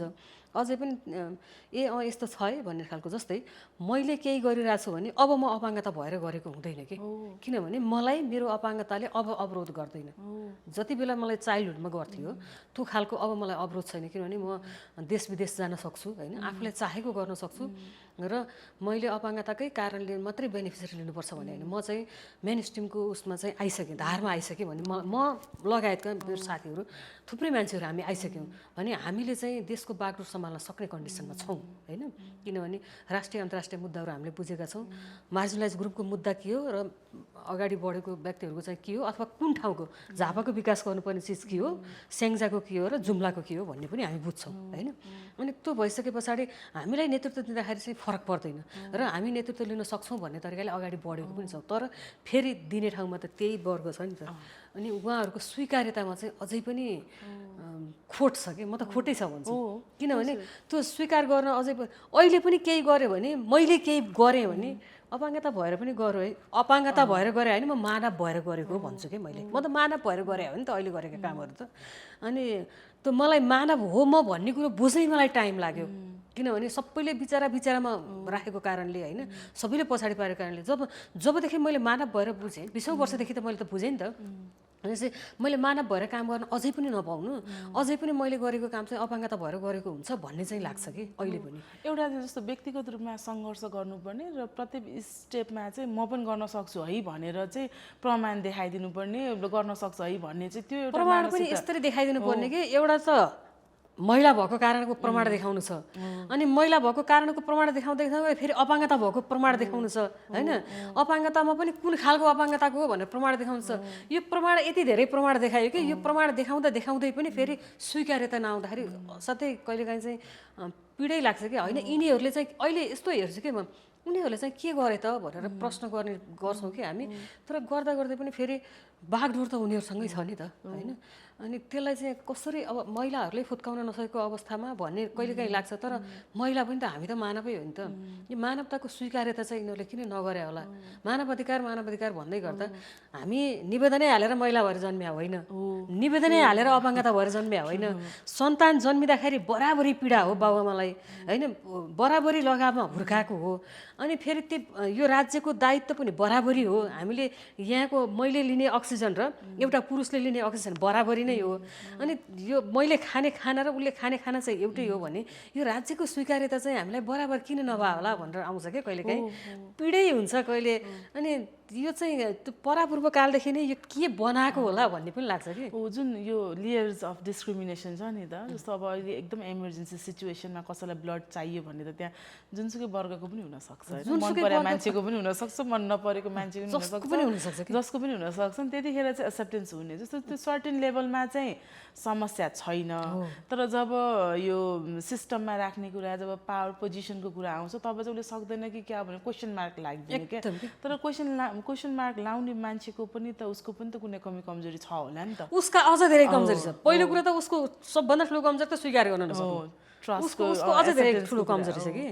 अनि अब त्यो जे प्रकृतिले दिएको कुरा छ नि, प्रकृतिले विभेद गरेका छैन। प्रकृतिले किन विभेद गरेका छैन भने जसको ब्लड भए पनि उसलाई मिलिया छ नि त होइन, जसको श्वास भए पनि उसलाई मिलिया छ कि। किनभने तपाईँले फेरेको श्वास र मैले फेरेको श्वास भनेर यहाँ फरक छ। लैङ्गिकताको आधारमा छैन होइन, वरियताको आधारमा छैन, जातीयताको आधारमा छैन, भेगको आधारमा छैन। भनेपछि प्रकृतिले स्वीकार गरेको कुरालाई चाहिँ किन विभेद गरिरहेछ भन्ने लाग्छ कि। हो, अब जस्तो एउटा कुरा चाहिँ किनभने अब परिवारले अब जस्तो हाम्रो हुर्काउने परिवेश पनि अब तिमी चाहिँ अपाङ्गता भएको छ, यो किसिमको अपाङ्गता भएको छौ, अब तिम्रो लागि सपोर्ट चाहिन्छ, यो चाहिन्छ भनेर बच्चादेखि त्यो सिकाइन्छ क्या। जस्तो अब तपाईँको यो व्यक्तिगत अनुभवमा यो विषयमा लामो समयदेखि काम गरेकोमा चाहिँ अब यो त्यो अनुभवले चाहिँ परिवारहरूले चाहिँ के गर्नुपर्छ अपाङ्गता भएका व्यक्तिहरूको लागि, हुर्काइ चाहिँ कस्तो हुनुपर्छ ताकि उसलाई डिपेन्ड, तिमीलाई कोही चाहिन्छ है भन्ने डिपेन्ड भएर सिकाउनु चाहिँ जरुरी छ छैन एउटा। अनि अर्को चाहिँ उसलाई के कुराले चाहिँ एकदमै मोटिभेट गर्नुपर्छ ताकि ऊ सानैदेखि आफू स्ट्रङ छु है भनेर चाहिँ हामीले महसुस गराउन सक्छौँ नि त। त्यो त परिवारले त सबभन्दा पहिला बच्चा अपाङ्गता भएको छ भने छ त्यो उसले भयो, अपाङ्गता भयो, सो भयो होइन। अब उसलाई चाहिँ हुर्काउँदै गर्दाखेरि सक्दैनौ भन्ने कुरा चाहिँ कहिले पनि प्रयोग नगरोस् भन्ने चाहन्छु कि म। उसलाई चाहिँ जे गर्दा पनि इन्करेज गरोस् होइन, तिमीले चाहिँ यो गर्न सक्छौ, तिमीले नगरे कसले गर्ने त, यो तिमीले गर्नुपर्छ। मैले मेरै हुर्काइमा सम्झिन्छु कि कहिलेकाहीँ म चाहिँ मेरो बुवा आमालाई एकदमै धेरै धन्यवाद भन्न चाहन्छु कि। विशेष गरी मेरो बुवालाई एकदम धन्यवाद भन्न चाहन्छु, मेरो दाइहरू, मेरो परिवार सबैलाई, समग्र परिवारलाई। किनभने म हिँड्थिनँ, मलाई चाहिँ 4 कक्षासम्म बोकेरै विद्यालय लिएर जानु भएको। तर मेरो दाइले वृन्दावनमा बसेर पढ्नुहुन्थ्यो त्यति बेला, अहिले दिल्लीमा हुनुहुन्छ मेरो दाइ। अनि वृन्दावनमा बसेर पढ्ने, म हिँडिनँ भन्ने कुरो चाहिँ अब यहाँबाट चिठी गयो नि त। अब आमाले रुँदै चिठी लेखेर पठाउन त हो नि होइन। अनि सबभन्दा बढी पीडा त आमालाई नि त, बहिनी हिँडिनँ भनेपछि। मेरो दाइ उहाँबाट आइसकेपछि दाइले चाहिँ मलाई हिँडाउनलाई चाहिँ के गर्नुहुन्थ्यो भने खानेकुरा मिठाईहरू त्यो पर लगेर राखिदिने, त्यति बेला पिँढीमा लगेर राखिदिने। अनि त्यो डिलमा चाहिँ मलाई राखेर ल बाबु तिमीले त्यो झिकेर लिएर खाऊ, अनि त्यो कचौरा भरेको तिमीलाई भन्ने, तर 4 खुट्टाले हिँड्न पाउँदैनौ भन्ने। अब 4 खुट्टाले हिँड्न बाहेक त म त उठेर हिँड्न त सक्थिनँ। म रुन्थेँ क्या त्यति बेला। अब म रुन्थेँ, रोएपछि त आमाले बहिनीलाई नरुन भन्न पऱ्यो नि त। अनि मेरो दाइले के भन्नुहुन्थ्यो, तपाईँले आज रोएको देख्नु भएको छ आमा बहिनीलाई, यो बहिनी आज रोएन र यसले आज गरेन भने यो जिन्दगीभरि रुनुपर्छ, त्यो जिन्दगीभरि रोएको त तपाईँले देख्नुहुन्न म देख्छु, त्यो हुँदाखेरि तपाईँ भित्र जानुहोस् भन्नुहुन्थ्यो कि दाइलाई। मैले अहिले चाहिँ म दाइलाई यति पल पल सम्झिन्थेँ कि त्यति बेला त म रोएँ त सकिहाल्यो, जिन्दगी त हाँसेर बिताउन पाएँ नि त मैले। त्यो एकदम प्रेरणा दिनुहुन्थ्यो कि यति हिँड्छे बाबुले, यति हिँड्छे आफै झिकेर खान्छे भन्ने। म स्कुल पढ्दै गर्दाखेरि अरूको कपी गरेर म हिँड्न सिकेँ। 4 कक्षा पढेपछि म हिँड्न सिकेँ। अनि अलिक टाढा स्कुल थियो, 6देखि पढ्नुपर्ने टाढा स्कुल चाहिँ मेरो दाइले पहिलो दिन चाहिँ मलाई, मेरो माइल दाइले स्कुल लिएर जानुभयो, मतलब हिँड्न बाटो देखाउनलाई। अर्को दिनदेखि म जानुपर्ने, यो खुट्टा पुरै पाक थियो कि म घोडासँग मात्रै हिँड्दाखेरि। अनि म स्कुल गएर आएपछि बाटोमा अब त्यो हिँड्न गाह्रो हुन्छ नि त, कति दिन त म विद्यालय नै जान्थिनँ। मेरो बुवाले यति धेरै फकाउनुहुन्थ्यो, लट्ठी टेकेर जाऊ, यो गर त्यो गर त्यो गर, एकदम एकदम धेरै इन्करेज गर्ने कि। अनि कसैले अलिकति राम्रो के गरेको हेर छोरीले यस्तो गरेछ भन्ने कि एकदम प्रेरणा दिने, आफै कमाएर खान्छ मेरो छोरीले भन्ने। अब कसैले केही भन्यो भने पनि मेरो छोरीले यस्तो गर्छ भने मलाई मेरो बाल्यकाल कहिलेकाहीँ सम्झिँदाखेरि मेरो परिवार बाहेक बाल्यकाल धेरै सम्झिन मलाई मन लाग्दैन, किनभने मसँग खेल्ने साथीहरू थिएनन्। अनि रिजल्टको दिन एक दिन मात्रै मलाई रमाइलो लाग्थ्यो कि, किनभने रिजल्टको दिन त आफू फर्स्ट सेकेन्ड आइने होइन, अनि अबिर लगाएर टन्न पुरस्कार लिएर आउने नि त, बुवाले बोकेर ल्याउने थियो। त्यो दिन बाहेक मलाई स्कुलको दिनहरू अरू धेरै रमाइलो चाहिँ लाग्थेन। अनि अहिले चाहिँ म के फिल गर्छु भने मेरो दाइले त्यति बेला इन्डियामा नपढेको भएदेखि बुवा आमालाई पनि त्यति धेरै थाहा हुन्थेन होला। मैले सकिनँ, खुट्टामा घाउ आयो, घाउ पाक्यो, अब हिँड्नै सक्दैन त, यस्तो बिजोग हुन्थ्यो कि म सम्झिन्छु। अनि त्यो अवस्थामा चाहिँ त यति दुःख गरेर नपढे पनि केही हुन्न भन्थ्यो होला मेरो परिवारले, अथवा बुवा आमालाई त धेरै थाहा थिएन नि त। तर दाइले इन्करेज गर्नुभयो होइन, सबैले त्यस्तै गरोस् भन्ने लाग्छ कि मलाई। अहिले पनि मेरो दाइले के गर्नुहुन्छ भने अहिले म अब आफू यहाँ इन्डिपेन्डेन्टली बसिरहेको छु, पोलिटिकल गर्छु होइन, कहिलेकाहीँ के भन्नुहुन्छ भने पोलिटिकल गर्दाखेरि त सफल भइनस् भने पनि, अथवा त नेतृत्वमा पुगिनस् भने पनि त कमजोर नभन है, त्यत्तिको लेभलमा नपुगेको पनि धेरै छन् बाबु। त चाहिँ त्यहाँबाट त आफू चाहिँ पछाडि नहट, किनभने त चाहिँ प्रेरणा हुनुपर्छ, हाम्रो लागि त प्रेरणा होस्, अरूको लागि होस् नहोस् भन्नुहुन्छ कि कहिलेकाहीँ। त्यही भएर म के भन्छु भने परिवार पहिलो प्राथमिकता चाहिँ परिवार हो। परिवारले हामीलाई इन्डिपेन्डेन्ट बनाउनको लागि केही कुरामा चाहिँ गाली गर्नु पनि पर्छ होइन, सपोर्ट गर्नुपर्छ। सपोर्ट चाहिँ सकारात्मक हुनुपर्छ क्या, सकारात्मक विभेद भन्छौँ नि हामी। त्यति बेला मलाई सबै कुरा ल्याइदिने, अगाडि राखिदिने, सँगै खाने, जम्मै मैले भनेअनुसार हुने भएको भएदेखि त म त यहाँसम्म हुन्थिनँ होला। तर त्यति बेला मेरो दाइले सकारात्मक विभेद गर्नुभयो नि त, त त्यहाँ जा, तैँले त पाउँछस् न त पाउँदिनस् होइन, त यति हिँड्नुपर्छ, तैँले यो गर्नुपर्छ। धेरैचोटि मैले बुवाको दाइको होइन धेरैचोटि मायाको गाली पाछु कि त्यति बेला, त इन्डिपेन्डेन्ट बन्नुपर्छ भन्ने तरिकाले होइन। त्यो खालको चाहिँ एकदमै हुनुपर्छ। यसले सकेन भने कहिल्यै पनि यसले सकिनँ भनेर अरूलाई भन्न पनि जान्नुहुन्थेन कि। मैले अब मलाई गाह्रो हुन्थ्यो नि त, गाह्रो भयो भने अनि म सकिनँ भने त्यो छिमेकीहरूले आएर केही भन्यो भने त्यो तपाईँको चासोको कुरा होइन भन्नुहुन्थ्यो कि मेरो बुवाले, मेरो छोरीको लागि म छु भन्नुहुन्थ्यो कि। त्यो मलाई त्यति बेला चाहिँ रिस उठ्थ्यो, किन भन्या होला भन्ने हुन्थ्यो होइन। तर अहिले सम्झिन्छु कि त्यो त नत्र भने त म यतिको त हुन्थेन नि त। अहिले त मेरो बुवा आमालाई त यो खालको सन्तुष्टि नै हुन्थेन। अनि त्यो खालको चाहिँ एकदमै बनाउनु जरुरी छ। अब हामी फेरि अरूलाई हेरेर सिक्ने बेलामा पनि थिएनौँ, किनभने त्यो सराउन्डिङमा मैले त म बाहेक अर्को अपाङ्गता भएको देख्थिनँ। यो संसारमै म यो जस्तो लाग्थ्यो होइन, मलाई मात्रै भगवान्ले किन यस्तो बना होला भन्ने लाग्थ्यो। अहिले पो थाहा भयो त यति धेरै छ। नेपालमा मात्रै हेऱ्यो भने पनि कम्तीमा पनि हामीले त 30 लाख अपाङ्गता भएका व्यक्ति छन् नेपालमा भन्छौँ होइन, तर जनगणनाकै आधारमा हेऱ्यो भने त 2.25 त छ नि त। अनि अब प्रपर रूपले आएन भन्छौँ हामी नै होइन। अनि तर त्यो अवस्थामा चाहिँ परिवार पहिलो, सबैभन्दा पहिलो परिवारभित्र पनि आफ्नो कोर परिवार, एउटै छत मुनि बस्ने बुवा आमा दाजुभाइ दिदीबहिनी जो छ त्यो सबभन्दा पहिला उहाँहरूले ओनरसिप लिनुभयो, उहाँहरूले चाहिँ सपोर्ट गर्नुभयो भने समुदायले अटोमेटिक सपोर्ट गर्छ। समुदायले अटोमेटिक सपोर्ट गर्यो भने जिल्लाले सपोर्ट गर्छ, देशले सपोर्ट गर्न बाध्य हुन्छ। अनि हामीलाई के हुन्छ भन्दा कतिपय अवस्थामा परिवारले सपोर्ट नगरेका धेरै केसहरू छन्, परिवारले सपोर्ट नगरेका। अपाङ्गता भएको बच्चा जन्मियो अथवा केही गरेपछि अपाङ्गता भयो भने ला यस्तो भयो यो भयो अब यसले के गरेर खान्छ भनेर परिवारले छोडेका, परिवारले वास्ता नगरेका थुप्रै घटनाहरू छन् कि। त्यो परिवारहरूप्रति चाहिँ मलाई एकदमै खेद प्रकट गर्न मन लाग्छ, किनभने चाहेर कोही पनि दुर्घटनामा पर्दैन, चाहेर कसैले अपाङ्गता भएको बच्चा जन्माउँदैन होइन, चाहेर कसैले पनि त्यो के भन्छ म अपाङ्ग बनाऊ भन्दैन नि त। तर उसलाई सपोर्ट नगर्नु भनेको उसको कमजोरी हो, जसले म बुज्रुक भन्छ नि त्यो वर्गको कमजोरी हो कि। अनि त्यो चाहिँ नगरिदिए हुन्थ्यो भन्ने चाहिँ मेरो एकदमै अपेक्षा त्यो रहन्छ। र समुदायले पनि उनीहरूलाई प्रेरित गरोस् कि हेर तिम्रो बच्चा त यस्तो भएछ, हेर तिम्रोमा त यस्तो भएछ भने कि तिम्रोमा यस्तो भएछ, हाम्रो पनि दायित्व होइन, हामीले पनि उसलाई संरक्षण गर्नुपर्छ, हामीले पनि उसलाई अगाडि बढाउनुपर्छ भनेर चाहिँ समुदायले पनि त्यो भनिदियो भने चाहिँ उनीहरूलाई इनर्जी हुन्छ नि त। अनि अर्को कुरा के गरिन्छ भने अपाङ्गता भयो व्यक्ति भने त्यसलाई इज्जतमा लगेर जाने, फलानाले थाहा पायो भने त मेरो इज्जत जान्छ, कसैले देख्यो भने त यो हुन्छ। हामी कसैको ठेकदार हो यहाँ, कसको ठेकदार, इज्जतको ठेकदार छ र। महिलाहरूलाई इज्जतको ठेकदार बनाइन्छ, अपाङ्गतालाई इज्जतको ठेकदार बनाइन्छ, लैङ्गिक अल्पसङ्ख्यकलाई इज्जतको ठेकदार बनाइन्छ। हामी इज्जतको ठेकदार हो, मानव हो हामी। यहाँ त मानवले मानवता स्वीकार गर्नु पर्यो, कोही केही कुरामा कसैको हुँदैन कि। इज्जत भन्ने कुरो त नकारात्मक काम नगर्नु पर्यो, अरूलाई हार्म नगर्नु पर्यो, त्यो कुरालाई चाहिँ बुझिदिए हुन्थ्यो भन्ने चाहिँ लाग्छ मलाई। एउटा जस्तो अब मैले नै देखेको होइन, मैले कति कुराहरू अब सुनेको पनि छु होइन, साथीभाइहरूले सेयर गर्नुहुन्छ। अनि स्कुलमा पनि अब पढ्ने वातावरण, पढ्न भनेर जाने हो, आफ्नो फिजिकल्ली कति अप्ठ्यारो हुँदै पनि कति दुःख गरेर स्कुलसम्म पुग्नु भएको हुन्छ। तर स्कुलमा पढ्ने विद्यार्थीहरूबाट, भाइ बहिनीहरू, साथीभाइबाट, अनि पढाउने शिक्षकबाट त्यो नराम्रो व्यवहार गर्दाखेरि उसको त्यहाँबाट पनि मोटिभेसन चाहिँ कम हुन्छ होइन। सो स्कुलमा चाहिँ विशेष गरी अपाङ्गता भएका हाम्रो साथीभाइहरूलाई चाहिँ स्कुलले कस्तो किसिमको व्यवहारहरू गर्नुपर्छ? अहिले त अलिकति सुधारियो होला भन्ने लाग्छ मलाई। मैले पढ्दाखेरिकै घटना मलाई सम्झाएर तपाईँले सेयर गर्नु मन लाग्यो। म एक कक्षामा पढ्थेँ कि, भर्खर एक कक्षामा, म त त्यति बेला त हिँड्ने कुरै थिएन, मलाई बोकेरै विद्यालय लानुहुन्थ्यो, म उभिन पनि मलाई गाह्रो थियो त्यति बेला होइन। अनि एकजना नयाँ सर आउनुभयो। नयाँ सर आएपछि त अब हामी गुड मर्निङ सर भनेर सबै उठ्ने हुन्छ नि त। पुरानै शिक्षकले लिएर आउनुभयो, लिएर आएपछि सबैजना उठ्यो, म उठिनँ। अनि त्यो सरले चाहिँ यो केटी किन उठेन भन्नुभयो कि मलाई। अनि त्यसपछि अर्को सरले के भन्नुभयो भने उसको चाहिँ खुट्टामा समस्या छ, त्यही भएर नउठेको, ऊ चाहिँ उठ्न सक्दैन भन्नुभयो। अनि उहाँले कस्तो नमिठो शब्द भन्नुभयो क्या, मलाई कस्तो अहिले पनि दुख्छ त्यो कुरा। डुडी पो रहेछ भन्नुभयो कि, हेर्नु है। भोलिपल्टदेखि म स्कुल गइनँ। मलाई परिवारमा कसैले भनेको थिएन त्यो, किनभने म परिवारको त्यति बेला म कान्छी छोरी, म 13 वर्ष भएपछि मेरो भाइ जन्मेको, म त ठुलै हुँदासम्म कान्छी छोरी भएर बसेँ नि त। अनि मलाई चाहिँ घरमा कसैले पनि त्यो नराम्रो भन्थेन, बुवा आमा दाइ होइन दिदीहरूले एकदम माया गरेर उयो गरेको।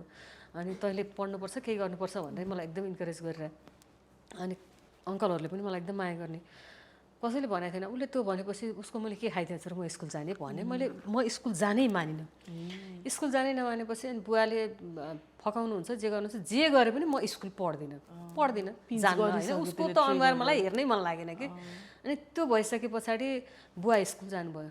मेरो छोरीलाई चाहिँ कसले यस्तो भनेको, छोरीले स्कुल आउन मानिन, मेरो छोरीको भविष्य बिग्रियो भन्नुभयो कि। मलाई अहिले पनि मेरो बुवाप्रति एकदमै गर्व महसुस हुन्छ कि। त्यो कस्तो अहिले मेरो बुवा चाहिँ माथि बसेर छोरी यस्तो भयो भनेर खुसी हुनुहुन्छ होला जस्तो फिल हुन्छ कि। छोडेरै गए पनि मलाई एउटा खुसी दिएर जानुभयो। अनि बुवा स्कुलमा गएर भन्नुभएछ, भनिसकेपछि त सरलाई त त्यो फिल भयो नि त। अनि त्यो भइसकेपछि उहाँ मेरो घर आउनुभयो। अनि मसँग त्यही सर आउनु पऱ्यो नि त। अनि मेरो घर आएर मसँग माफी माग्नुभयो। माफी मागिसकेपछि अबदेखि तिमीलाई विद्यालयमा कसैले केही भन्दैन, मैले गल्ती गरेँ सरी भनेर उहाँले सरी मागेपछि म विद्यालय गएँ। त्यो एकदमै हुन्छ, हेर्नु यति धेरै हुन्छ। केही वर्ष अगाडि रुकुमको एउटा नानी, ऊ चाहिँ स्पाइना बिफिडा भएको, भनेको जन्मजातै उसको पछाडिपट्टि भएको र खुट्टा पनि पुरै डेभलप नभएको, घुँडासम्म कस्तो भने यो पिँडुलाबाट तल चाहिँ नभएको, यो घुँडासम्म मात्रै डेभलप भएर घुँडामा अलिअलि मात्रै औँला भएको, त्यस्तो उस भएको नानी थियो। उसको उपचारको लागि लिएर आउनुभयो उसको बुवा आमाले। उपचार गरिसके पछाडि अब रुकुममा गाह्रो छ पढाउन, यहीँ भर्ना गर्नु पऱ्यो, हामी पनि यतै काम गर्छौँ भन्नुभयो। भर्ना गर्न भनेर थुप्रै स्कुलहरूमा लिएर गएको, स्कुलले भर्ना लिएन छ। नलिइसकेपछि पाटनको एउटा स्कुलमा म गएँ कि श्रम के भन्ने छ, मैले ठ्याक्कै विद्यालयको नाम बिर्सेँ, पाटन ढोकाबाट अलिकति तलपट्टि। अनि त्यो स्कुलमा चाहिँ भर्ना लिनु भएन छ। नलिइसकेपछि म गएँ बुवा आमासँगै, म गएको। उसलाई चाहिँ यहाँ राख्यो भने अरू बच्चाहरू गर्दैनन् भनेर, अरू बच्चाहरू आउने नआउने भने तपाईँले जिम्मा लिनु भएको छ, तपाईँले बुझ्नु भएको छ भनेर प्रिन्सिपल सरसँग मेरो अलिकति भनाइ जस्तो पनि भयो त्यतिखेर। अनि म चाहिँ अपाङ्ग महासङ्घको केन्द्रीय सदस्य हो थिइनँ है, मैले त्यति बेला झुटै बोले हो त्यतिखेर, मैले यही मिडियाबाटै भन्छु तपाईँको उसबाट। तर मैले भनेँ, किनभने त्यो तत्कालीन अध्यक्षले पनि मलाई भन्नुभएको थियो तपाईँले केही पऱ्यो भने तपाईँले त्यो भनेर पनि एडभोकेसी गर्ने बाटो हो कि त्यो भएर मैले भनेको थिएँ कसैको लागि। अनि त्यसपछि मैले यस्तो यस्तो हो सर, यो चाहिँ शिक्षा ऐनमा पनि सबैले समान तरिकाले चाहिँ विद्यालय भर्ना हुन पाउने अधिकार त छ। अब तपाईँले भर्ना लिने कि नलिने भनिसकेपछि अनि गाह्रो हुन्छ उसलाई यो त्यो भन्नुभयो। त गाह्रोको ठेक्का तपाईँको होइन सर, भर्ना लिनु प्लिज भनेर मैले भनेपछि उहाँले मान्नु भएन। तर लास्टमा चाहिँ कसरी कन्भिन्स भयो भने उसलाई पढाउने त्यो नर्सरीको म्यामहरूलाई एकचोटि सोध्छु भन्नुभयो। म्यामहरूलाई बोलाउनुहोस् भने मैले मै बसेर बोलाउनु भनेपछि म्यामहरू आउनुभयो। अनि आएपछि नानी त यस्तो मिठो बोल्थ्यो कि म्याम नमस्ते भन्यो कि कस्तो माया लाग्दो गरी होइन। अनि त्यसपछि मैले सोधेँ म्याम तपाईँहरूले उसलाई पढाउन सक्नुहुन्छ कि नै, यस्तो यस्तो छ उसको कन्डिसन, मम्मी यही नजिकै बस्नुहुन्छ, दिनको एकचोटि आउनुहुन्छ, ल्याइदिनुहुन्छ, पुर्याउनुहुन्छ, लिएर जानुहुन्छ भनेपछि हुन्छ म्याम भइहाल्छ नि भन्नुभयो। अनि मैले 15 दिन चाहिँ तपाईँहरू हेर्नु, सक्नु भएन भने उसलाई चाहिँ लिएर जाउँला भने। अनि त्यो त्यस पछाडि 15 दिनपछि म फेरि जानु पऱ्यो नि त, मैले भनेको छु। फेरि गएपछि जाने बित्तिकै सरले के भन्नुभयो भने म्याम उसले चाहिँ 12 सम्म यही स्कुलमा पढ्छ भन्नुभयो कि। अगाडि भर्ना लिन नमानेको सरले पछि चाहिँ उसले त्यो स्कुल चाहिँ 12 सम्म छ, 12 सम्म चाहिँ उसले यहीँ पढ्छ, उसको लागि हामी स्कलरसिप पनि मिलाउँछौँ, यहाँ पढ्छ भन्नुभयो कि। त्यो कस्तो भने प्र्याक्टिसै गर्न नचाहने कि मान्छेले, सुरुवाती नै गर्न नचाहने। अनि उसले राम्रो पढाएको छ भनेर त्यहाँ म्यामहरूले पनि भन्नुभयो। उसले 2-3 वर्ष यहाँ पढिसकेपछि उनीहरूको आफ्नै घरको कारणले उसलाई चाहिँ रुकुम फर्किनु पऱ्यो। अहिले उहाँ पनि उसले पढिरहेछ, तर वातावरण चाहिँ अझै पनि नबुझेको अवस्था चाहिँ अझै छ। तर पहिला जस्तै एकदम धेरै नै स्ट्रगल गर्न चाहिँ अलिक पर्दैन जस्तो लाग्छ। किनभने तर फेरि अर्को तर कहाँनिर हो भने सक्ने खालको जो आफै बोल्न सक्छन् होइन, अथवा आफै पढ्न सक्छन् उनीहरूको लागि। नत्र भने बहिरा बालबालिकाको लागि पनि सीमित ठाउँ छ, उसले आफ्नै घरमा बसेर पढ्न पाएको अवस्था छैन। बौद्धिक अपाङ्गता भएको, अटिजम भएको होइन, बहुअपाङ्गता भएको व्यक्तिहरूले त अझै पनि पढ्ने अवस्था त छैन नै। किनभने उनीहरूलाई सेपरेट लएर राखिन्छ। समावेशी शिक्षा भन्ने कुरा छ, समावेशी शिक्षा नीति छ, तर कार्यान्वयनको अवस्था चाहिँ छँदै छैन भने पनि हुन्छ। पढाउने शिक्षकहरूमा पनि त्यो ज्ञान त हुनु पर्यो। एउटा शिक्षकहरूमा पनि, अर्को चाहिँ सोसाइटीमा पनि, अर्को चाहिँ समावेशी तरिकाले गर्न सकिन्छ भन्ने खालको बुझाइ पनि। अनि शिक्षकहरूलाई त्यो खालको ट्रेन पनि छैन कि, ट्रेन पनि नभएको कुरा, स्वीकार्यता पनि नभएको कुरा चाहिँ एकदम धेरै छ। अब हामीले हेर्दै गयो भने कति बालबालिकाहरूले विद्यालयको मुखै देख्न नपाएको छ। अब शैक्षिक भर्ना गर्ने बेला भनेर चैत वैशाखतिर जब हुन्छ नि, त्यति बेला चाहिँ 90%, 94% बालबालिका भर्ना भयो भन्छ, बाँकी 4% भनेको अपाङ्गता भएकै बालबालिका हो कि, जो चाहिँ विद्यालयसम्म पहुँच हुँदैन।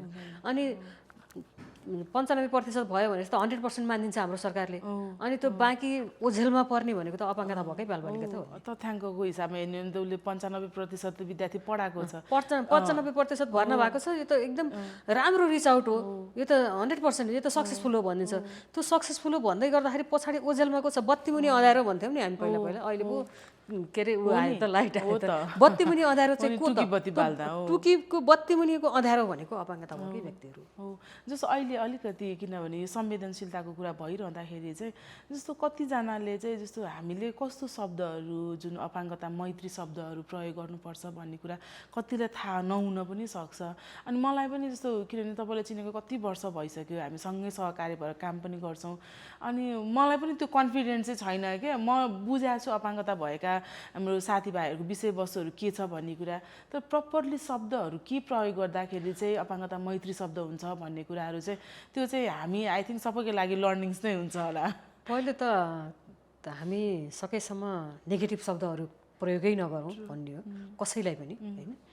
अनि अपाङ्गता भएका व्यक्तिहरूलाई पनि नाम सबैभन्दा ठुलो पहिचान हो होइन। नाम भनिसके पछाडि कहिलेकाहीँ विशेषण भन्छौँ नि हामी, अथवा त्यो बुझ्नकै लागि भन्यो भने अब दृष्टिविहीन साथीहरू हुनुहुन्छ भने दृष्टिविहीन नै भन्दा हुन्छ होइन, अथवा आँखा सम्बन्धी समस्या, त्यसमा पनि अब दृष्टिविहीन, अब शारीरिक अपाङ्गता भएको व्यक्ति। अब तपाईँले मलाई कसैलाई चिनाउनु पऱ्यो, देवुजी फलानु भन्यो भने को देवु भन्ने हुन्छ नि त, 2-3 जनाको नाम जुतेको बेलामा मलाई चिनाउनु पऱ्यो, त्यो शारीरिक अपाङ्गता भएको हुनुहुन्छ नि, सकियो कि त्यति भन्ने, अरू केही भन्नै परेन नि त।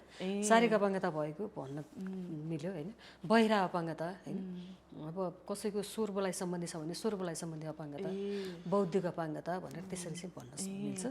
अनि अब त्यसलाई चाहिँ अरू अपशब्दहरू चाहिँ प्रयोग कसैले नगरिदिनु हुन्थ्यो भन्ने चाहिँ लाग्छ। किन त्यो शब्दहरू के त भनेर पनि मलाई त्यो शब्द उच्चारण गर्नै मन लाग्दैन कि, नेगेटिभ शब्द केही पनि प्रयोग नगर्दा ठिकै पनि हुन्छ। जस्तो मैले पहिलोचोटि तपाईँलाई भेट्दाखेरि अब शारीरिक रूपमा तपाईँ अपाङ्गता हुनुहुन्छ भने त्यतिखेर मात्र चाहिँ त्यसपछि मलाई कहिले पनि लाग्दैन पनि कि देवुजी भनेपछि NDWA को भन्ने लाग्छ, त्यति हो, अरू केही पनि लाग्दैन। जस्तो कतिपय कुराहरू चाहिँ कस्तो हुन्छ भने मान्छेहरू रोग भनेर सर्छ भनेर जस्तो अब हामी कम्युनिटीमै काम गर्ने दुवैजना कम्युनिटीलाई नै प्रतिनिधित्व गर्छौँ, तर कहिले पनि मेबी तपाईँलाई पनि लागेन होला मलाई पनि लागेन होइन कहिले लाग्दैन लाग्दैन अनि कम्फर्टेबल पनि एकदमै धेरै पनि हुन्छ क्या किन भन्दाखेरि आई थिङ्क त्यो कनेक्सनले पनि होला अनि एकअर्काको विषयवस्तुहरू हामीले बुझेर पनि होला कतिपय कुराहरू तपाईँबाट मैले सिक्नु अझ पनि आवश्यकता छ र यही एलजिबिटिआई समुदायको विषयवस्तुहरू पनि एकअर्काको छ तर यो अलिकति अहिले मैले यो जोड्नै खोजेको चाहिँ एउटा चाहिँ शब्दहरू कसैलाई गाह्रो हुन्छ भने तपाईँलाई के भनेर सम्बोधन गरौँ भनेर सोद्धा या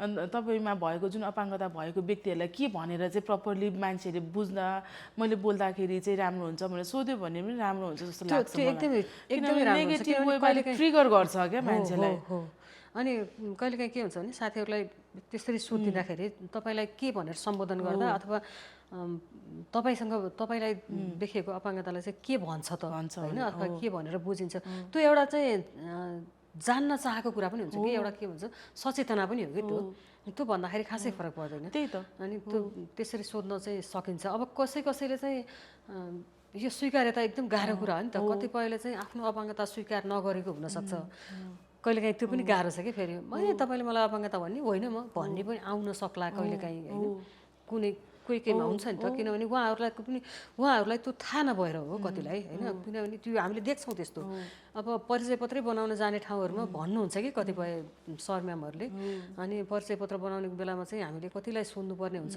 रिसाएर जान्छन् यस्तो भन्छन् भनेर भन्नुहुन्छ किनभने त्यो सचेतनाकै कमी हो नि त उहाँहरूलाई पनि हामीले प्रेम भावले चाहिँ बुझाउन सकिन्छ होइन किनभने यो यस्तो हुन्छ तपाईँले आफ्नो स्वीकार्यता म के हो भन्ने कुरा चाहिँ स्वीकार गर्नुपर्छ भन्ने तरिकाले चाहिँ उहाँहरूलाई बुझाउन सकिन्छ कतिले अब स्वीकारै नगरेको कुराहरूलाई त अलिकति त्यो गाह्रो सोध्न पनि गाह्रो छ अब सबै कुरामा कम्फर्टेबल त कहाँ छ र महिला र पुरुषका कुरा उठिरहँदाखेरि अहिले पनि महिलाको उपस्थितिलाई स्वीकार गर्न सकेको अवस्था छैन अब अहिले अलिकति यो समावेशिताको कुरा गर्दाखेरि पहिलो पटक एलजिबिटिआईको बारेमा तपाईँलाई थाहा पाउँदा चाहिँ कस्तो लाग्यो र कति वर्ष अगाडिको कुरा थियो पहिलो पटक चाहिँ धेरै नै भयो होला म 60 सालतिरको कुरा हो म जुम्लामा थिएँ त्यतिखेर वर्ल्ड भिजनमा काम गर्थेँ मलाई त्योभन्दा अगाडि थाहा थिएन डक्टर प्रमोद हो कि ठ्याक्कै मैले डक्टरको नाम चाहिँ बिर्सेँ अहिले उहाँ चाहिँ बाहिर हुनुहुन्छ उहाँले ठ्याक्कै प्रसङ्ग बस कुरा गर्दाखेरि भन्नुभयो कि अनि त्यो भनिसकेपछि अहिले जस्तो सर्च गर्ने कुरा पनि थिएन नि अनि सर्च गर्ने पनि थिएन अनि त्यसपछि के होला भन्ने मलाई त्यति बेला भयो अनि त्यसपछि म 61 मा चाहिँ इन्डिया गएँ यो रिहेबिलिटेसन पढ्न गएँ इन्डियामा गएपछि त मैले स्पष्टै थाहा पाएँ अनि इन्डियामा त मैले थुप्रै साथीहरू जहाँ मोबिलिटी इन्डियामा मैले यो रिहेबिलिटेसन अपाङ्गता पुनर्स्थापनाको ट्रेनिङ गर्नु त त्यहाँ हामीसँग साथीहरू पनि हुनुहुन्थ्यो अनि उहाँहरू पनि हुनुहुन्थ्यो त्यसपछि थाहा पाएँ तर मलाई नेपालमा भन्ने कुरो त्यति धेरै थाहा थिएन किनभने मैले त्यति धेरै बुझेकै थिइनँ नि त मतलब सङ्गतमै थिएन अनि अब पहिला गाउँमा त नेगेटिभै तरिकाले त भन्थेँ नि होइन नेगेटिभै कमेन्ट गर्थेँ होइन नेगेटिभ कमेन्ट गर्दाखेरि आफूलाई पनि त्यति धेरै सचेतना थिएन अनि पछि जब काठमाडौँ आइसकेपछि त हाम्रो भेट भइहालेपछि चाहिँ मलाई यति धेरै जान्न पनि इच्छा लाग्यो अनि सँगसँगै काम गर्न पनि इच्छा लाग्यो किनभने मार्जिनलाइजमा परेको त हाम्रो यही वर्ग त हो नि भन्ने चाहिँ भयो होइन अनि सुरुमा चाहिँ मैले सम्झिन्छु म जुम्लामा हुन्थ्यो पहिलो शब्द सुनेको अनि बेङ्गलोरमा पढ्दाखेरि साथीहरू हुनुहुन्थ्यो अहिले पनि उहाँहरूसँग कहिलेकाहीँ कन्भर्सेसन हुन्छ अलिक कमै हुन्छ मतलब पढ्दाखेरिको बेलाको मात्रै भयो हामी पनि जुन एलजिबिटिआईको इस्युजमा काम गरिरहँदाखेरि मलाई अहिले पनि याद छ कि थाहा थियो अपाङ्गताको विषयवस्तु छ भन्ने कुरा अनि हाम्रो समुदायको साथीहरू खुलेर अब एक त आफ्नो पहिचानको कुरा अनि त्यसमाथि पनि आफूसँग भएको जुन अपाङ्गताको जुन किसिमको छ त्यो उहाँहरूले व्यक्त गर्न नसकेको अनि एउटा वर्कसप गराएको थियौँ कि हामीले लेस्बियन बाइसेक्सुअल र क्वेयर वुमेनको अनि ठ्याक्कै त्यतिखेर दुईवटा कुरा लर्निङ भयो एउटा चाहिँ ल्याङ्ग्वेज जस्टिसको कुरा गरिरहेको छौँ भाषाको कुरा हाम्रो मैथिली भाषा बोल्ने साथी हुनुहुन्थ्यो र त्यो हलमा मैथिली भाषा बुझ्ने र बोल्ने उहाँ मात्र हुनुहुन्थ्यो त्यो पनि हाम्रो लागि एउटा लर्निङ्स भयो अनि अर्को चाहिँ यो श्रवण चाहिँ सुन्नको लागि चाहिँ उहाँलाई कठिनाइ थियो होइन बहिरा भन्नुहुन्छ हामीले ओके बहिरा साथी हुनुहुन्थ्यो अनि उहाँले भन्नुभयो दिदी अलिक ठुलो स्वरले बोल्नु न भनेर किन थाहा थियो होइन तर अब त्यो कस्तो भयो भन्दाखेरि मलाई त्यतिखेर चाहिँ कस्तो नराम्रो फिल भएको के अनि उसले भन्यो मैले अलिक राम्रोसँग क्लियरली सुन्दिनँ हो उहाँ पहिला चाहिँ अलिकति सुन्नुहुन्थ्यो अब अहिले चाहिँ जस्तो कि उमेर बढ्दै गएपछि झन् धेरै कम हुँदै जान्छ अब हुन त अहिले यसो हेऱ्यो भने 80 वर्षकाले पनि राम्रै कान सुन्ने पनि देखिन्छ होइन त्यो उमेरको कारणले होइन नसाको कारणले अब कानको, किनभने अब त्यो श्रवण चाहिँ बिस्तारै श्रवण शक्ति चाहिँ ह्रास हुँदै जाने पनि हुन्छ कि अब त्यो विविध कारणहरू हुन्छ त्यसमा। उसले त्यतिखेर चाहिँ मलाई त्यही भन्यो, अलिकति ठुलो स्वरले बोल्नु न दिदी भन्यो। अनि मलाई कस्तो पिन्स पऱ्यो, ला यो कुरा किन बुझिनँ भनेर। अनि त्यसपछि चाहिँ हामीले माइक युज गर्न थाल्यौँ अनि उसलाई चाहिँ स्पिकरको छेउमा राख्यौँ। त्यो हुँदाखेरि उसलाई अलिक सजिलो पनि हुन्छ होइन। अनि अब कहिले अब माइक युज, किन फेरि कतिजनाले फेरि माइक नै युज नगर्ने, अनि स्ट्रिक्टली नै भन्यौँ हामीले, किनभने हामीभित्रको यो विविधता छ। हाम्रो साथीभाइहरूलाई हामीले सहज बनाउनु पर्छ, हामीले सक्ने कुरामा, अब नसक्ने कुरामा यही गर भन्ने त भएन। तर एटलिस्ट हामीले अलिकति ठुलो स्वरले बोल्दा या माइक प्रयोग गर्दाखेरि उसलाई पनि यो हलमा बसेर एक्लै भएको फिल महसुस हुँदैन भन्ने कुरा गरिसकेपछि चाहिँ अनि अब अहिले चाहिँ कुनै कार्यक्रमहरू भयो भने चाहिँ अनि अलिकति ठुलो स्वरले बोल्ने, माइकको छेउमा राख्ने। तर अहिले पनि हामीलाई फिल हुन्छ क्या, अब भोलि गएर साइन ल्याङ्ग्वेज प्रयोग गर्नु पऱ्यो भने हामीले कसरी गर्ने होला भने त्यो एउटा चाहिँ हामीलाई पनि त्यो चाहिँ सोच्नुपर्छ ल भन्ने कुराहरू चाहिँ अहिले चाहिँ हाम्रो लागि पनि रियलाइजेसन हुँदैछ। मैले तपाईँलाई चाहिँ एउटा प्रश्न चाहिँ के सोध्न खोजेको भन्दाखेरि जुन अपाङ्गता भएका महिलाभित्रको यो हाम्रो एलजिबिटिआई समुदायका महिलाहरू पनि हुनुहुन्छ, यो विषयलाई चाहिँ जस्तो तपाईँहरूले कसरी लिइरहनु भएको छ र जस्तो काम त तपाईँहरूले समावेशिताको कुरामा गरि नै रहनु भएको छ, यही विषयलाई चाहिँ म अलिकति जोड्न चाहन्छु। एकदमै धेरै राम्रो प्रश्न गर्नुभयो तपाईँले। हामीले नेपाल अपाङ्ग महिला सङ्घमा पनि पहिला चाहिँ हामी अपाङ्गताको मात्रै मुद्दाहरू गर्थ्यौँ नि त होइन। अनि पछि हाम्रो सहकार्य भयो, सहकार्य भइसकेपछि लैङ्गिक अल्पसङ्ख्यकको लागि पनि स्पेस राख्नुपर्छ भन्ने चाहिँ हामीलाई आयो होइन। ठ्याक्कै लैङ्गिक अल्पसङ्ख्यकै साथीहरू अहिले हामीसँग त हुनुहुन्न होइन, बोर्डमै चाहिँ हुनुहुन्न, तर हामी जहाँ पनि जान्छौँ काम गर्छौँ यो कुरा चाहिँ हामी गर्छौँ। हो, त्यो चाहिँ मैले नि फिल गरेको छु। तपाईँ भएको ठाउँमा एलजिबिटिआईको कुरा उठाउनु पर्दैन होइन, एकदमै गर्छौँ किनभने यो चाहिँ जरुरी हो। किनभने मार्जिनलाइजमा परेको ग्रुप हो नि त होइन, त्यो हुँदाखेरि यो जरुरी छ भने। अनि त्यसपछि हामीले कुनै पनि काम गर्नुभन्दा पहिला अथवा कुनै पनि प्रोग्राम चलाउनुभन्दा पहिला सेफगार्डिङको कुरा गर्दा हामी सुरुमै यो कुराहरू गर्छौँ होइन। अनि समुदायभित्र चाहिँ के हुन्छ त भन्ने तरिकाले चाहिँ हामीले यो कुरा चाहिँ एकदमै गर्ने गरेका छौँ। र केही साथीहरू हुनुहुन्छ एलजिबिटिआईको समुदायको साथीहरू पनि हुनुहुन्छ होइन। अनि उहाँहरूसँग पनि हामी प्रोग्रामहरूमा सकेसम्म उहाँहरूलाई सहभागी गराउने तरिकाले चाहिँ हामी गर्छौँ नि, काम गर्छौँ। यो विविधतालाई हामीले एक आपसमा स्वीकार गरेर एकअर्काको भोइस बोलिएन भने हाम्रो आवाज चाहिँ ठुलो हुँदैन र जो मह्यौँ भन्ने स्टेजमा छन् उनीहरूले त सुन्दैनन्। त्यसमा सहकार्य चाहिँ जरुरी छ र एकअर्काको भोइस चाहिँ नहुँदा पनि, जस्तै तपाईँ कतै हुनुहुन्छ भने त मलाई त्यहाँ अपाङ्गताको मुद्दा उठेन भनेर मैले सोच्दिनँ कि होइन, म कतै छु भने तपाईँले सोच्नु जरुरी छैन होइन। किनभने हामीले त्यो चाहिँ गराउनै पर्छ। त्यो खालको एडभोकेसी भएन भने सँगै हुनुको अर्थ के रह्यो त? हो, एउटा त्यो पनि हो, किनभने एक अर्कालाई कम्प्लिमेन्ट गर्नु आवश्यकता छ। किनभने विषयवस्तु भनेको चाहिँ अपाङ्गताको विषयवस्तु अपाङ्गता भएका व्यक्तिले मात्र होइन, मैले मसँग जोडिएका मेरा वरिपरिका साथीभाइहरूले पनि उठाउनु एकदमै आवश्यकता छ। किनभने हामी सीमान्तकृत वर्गहरूको कुरा उठाइरहँदाखेरि चाहिँ एउटाले अर्कोलाई सपोर्ट गर्नु एकदमै धेरै आवश्यकता पनि छ।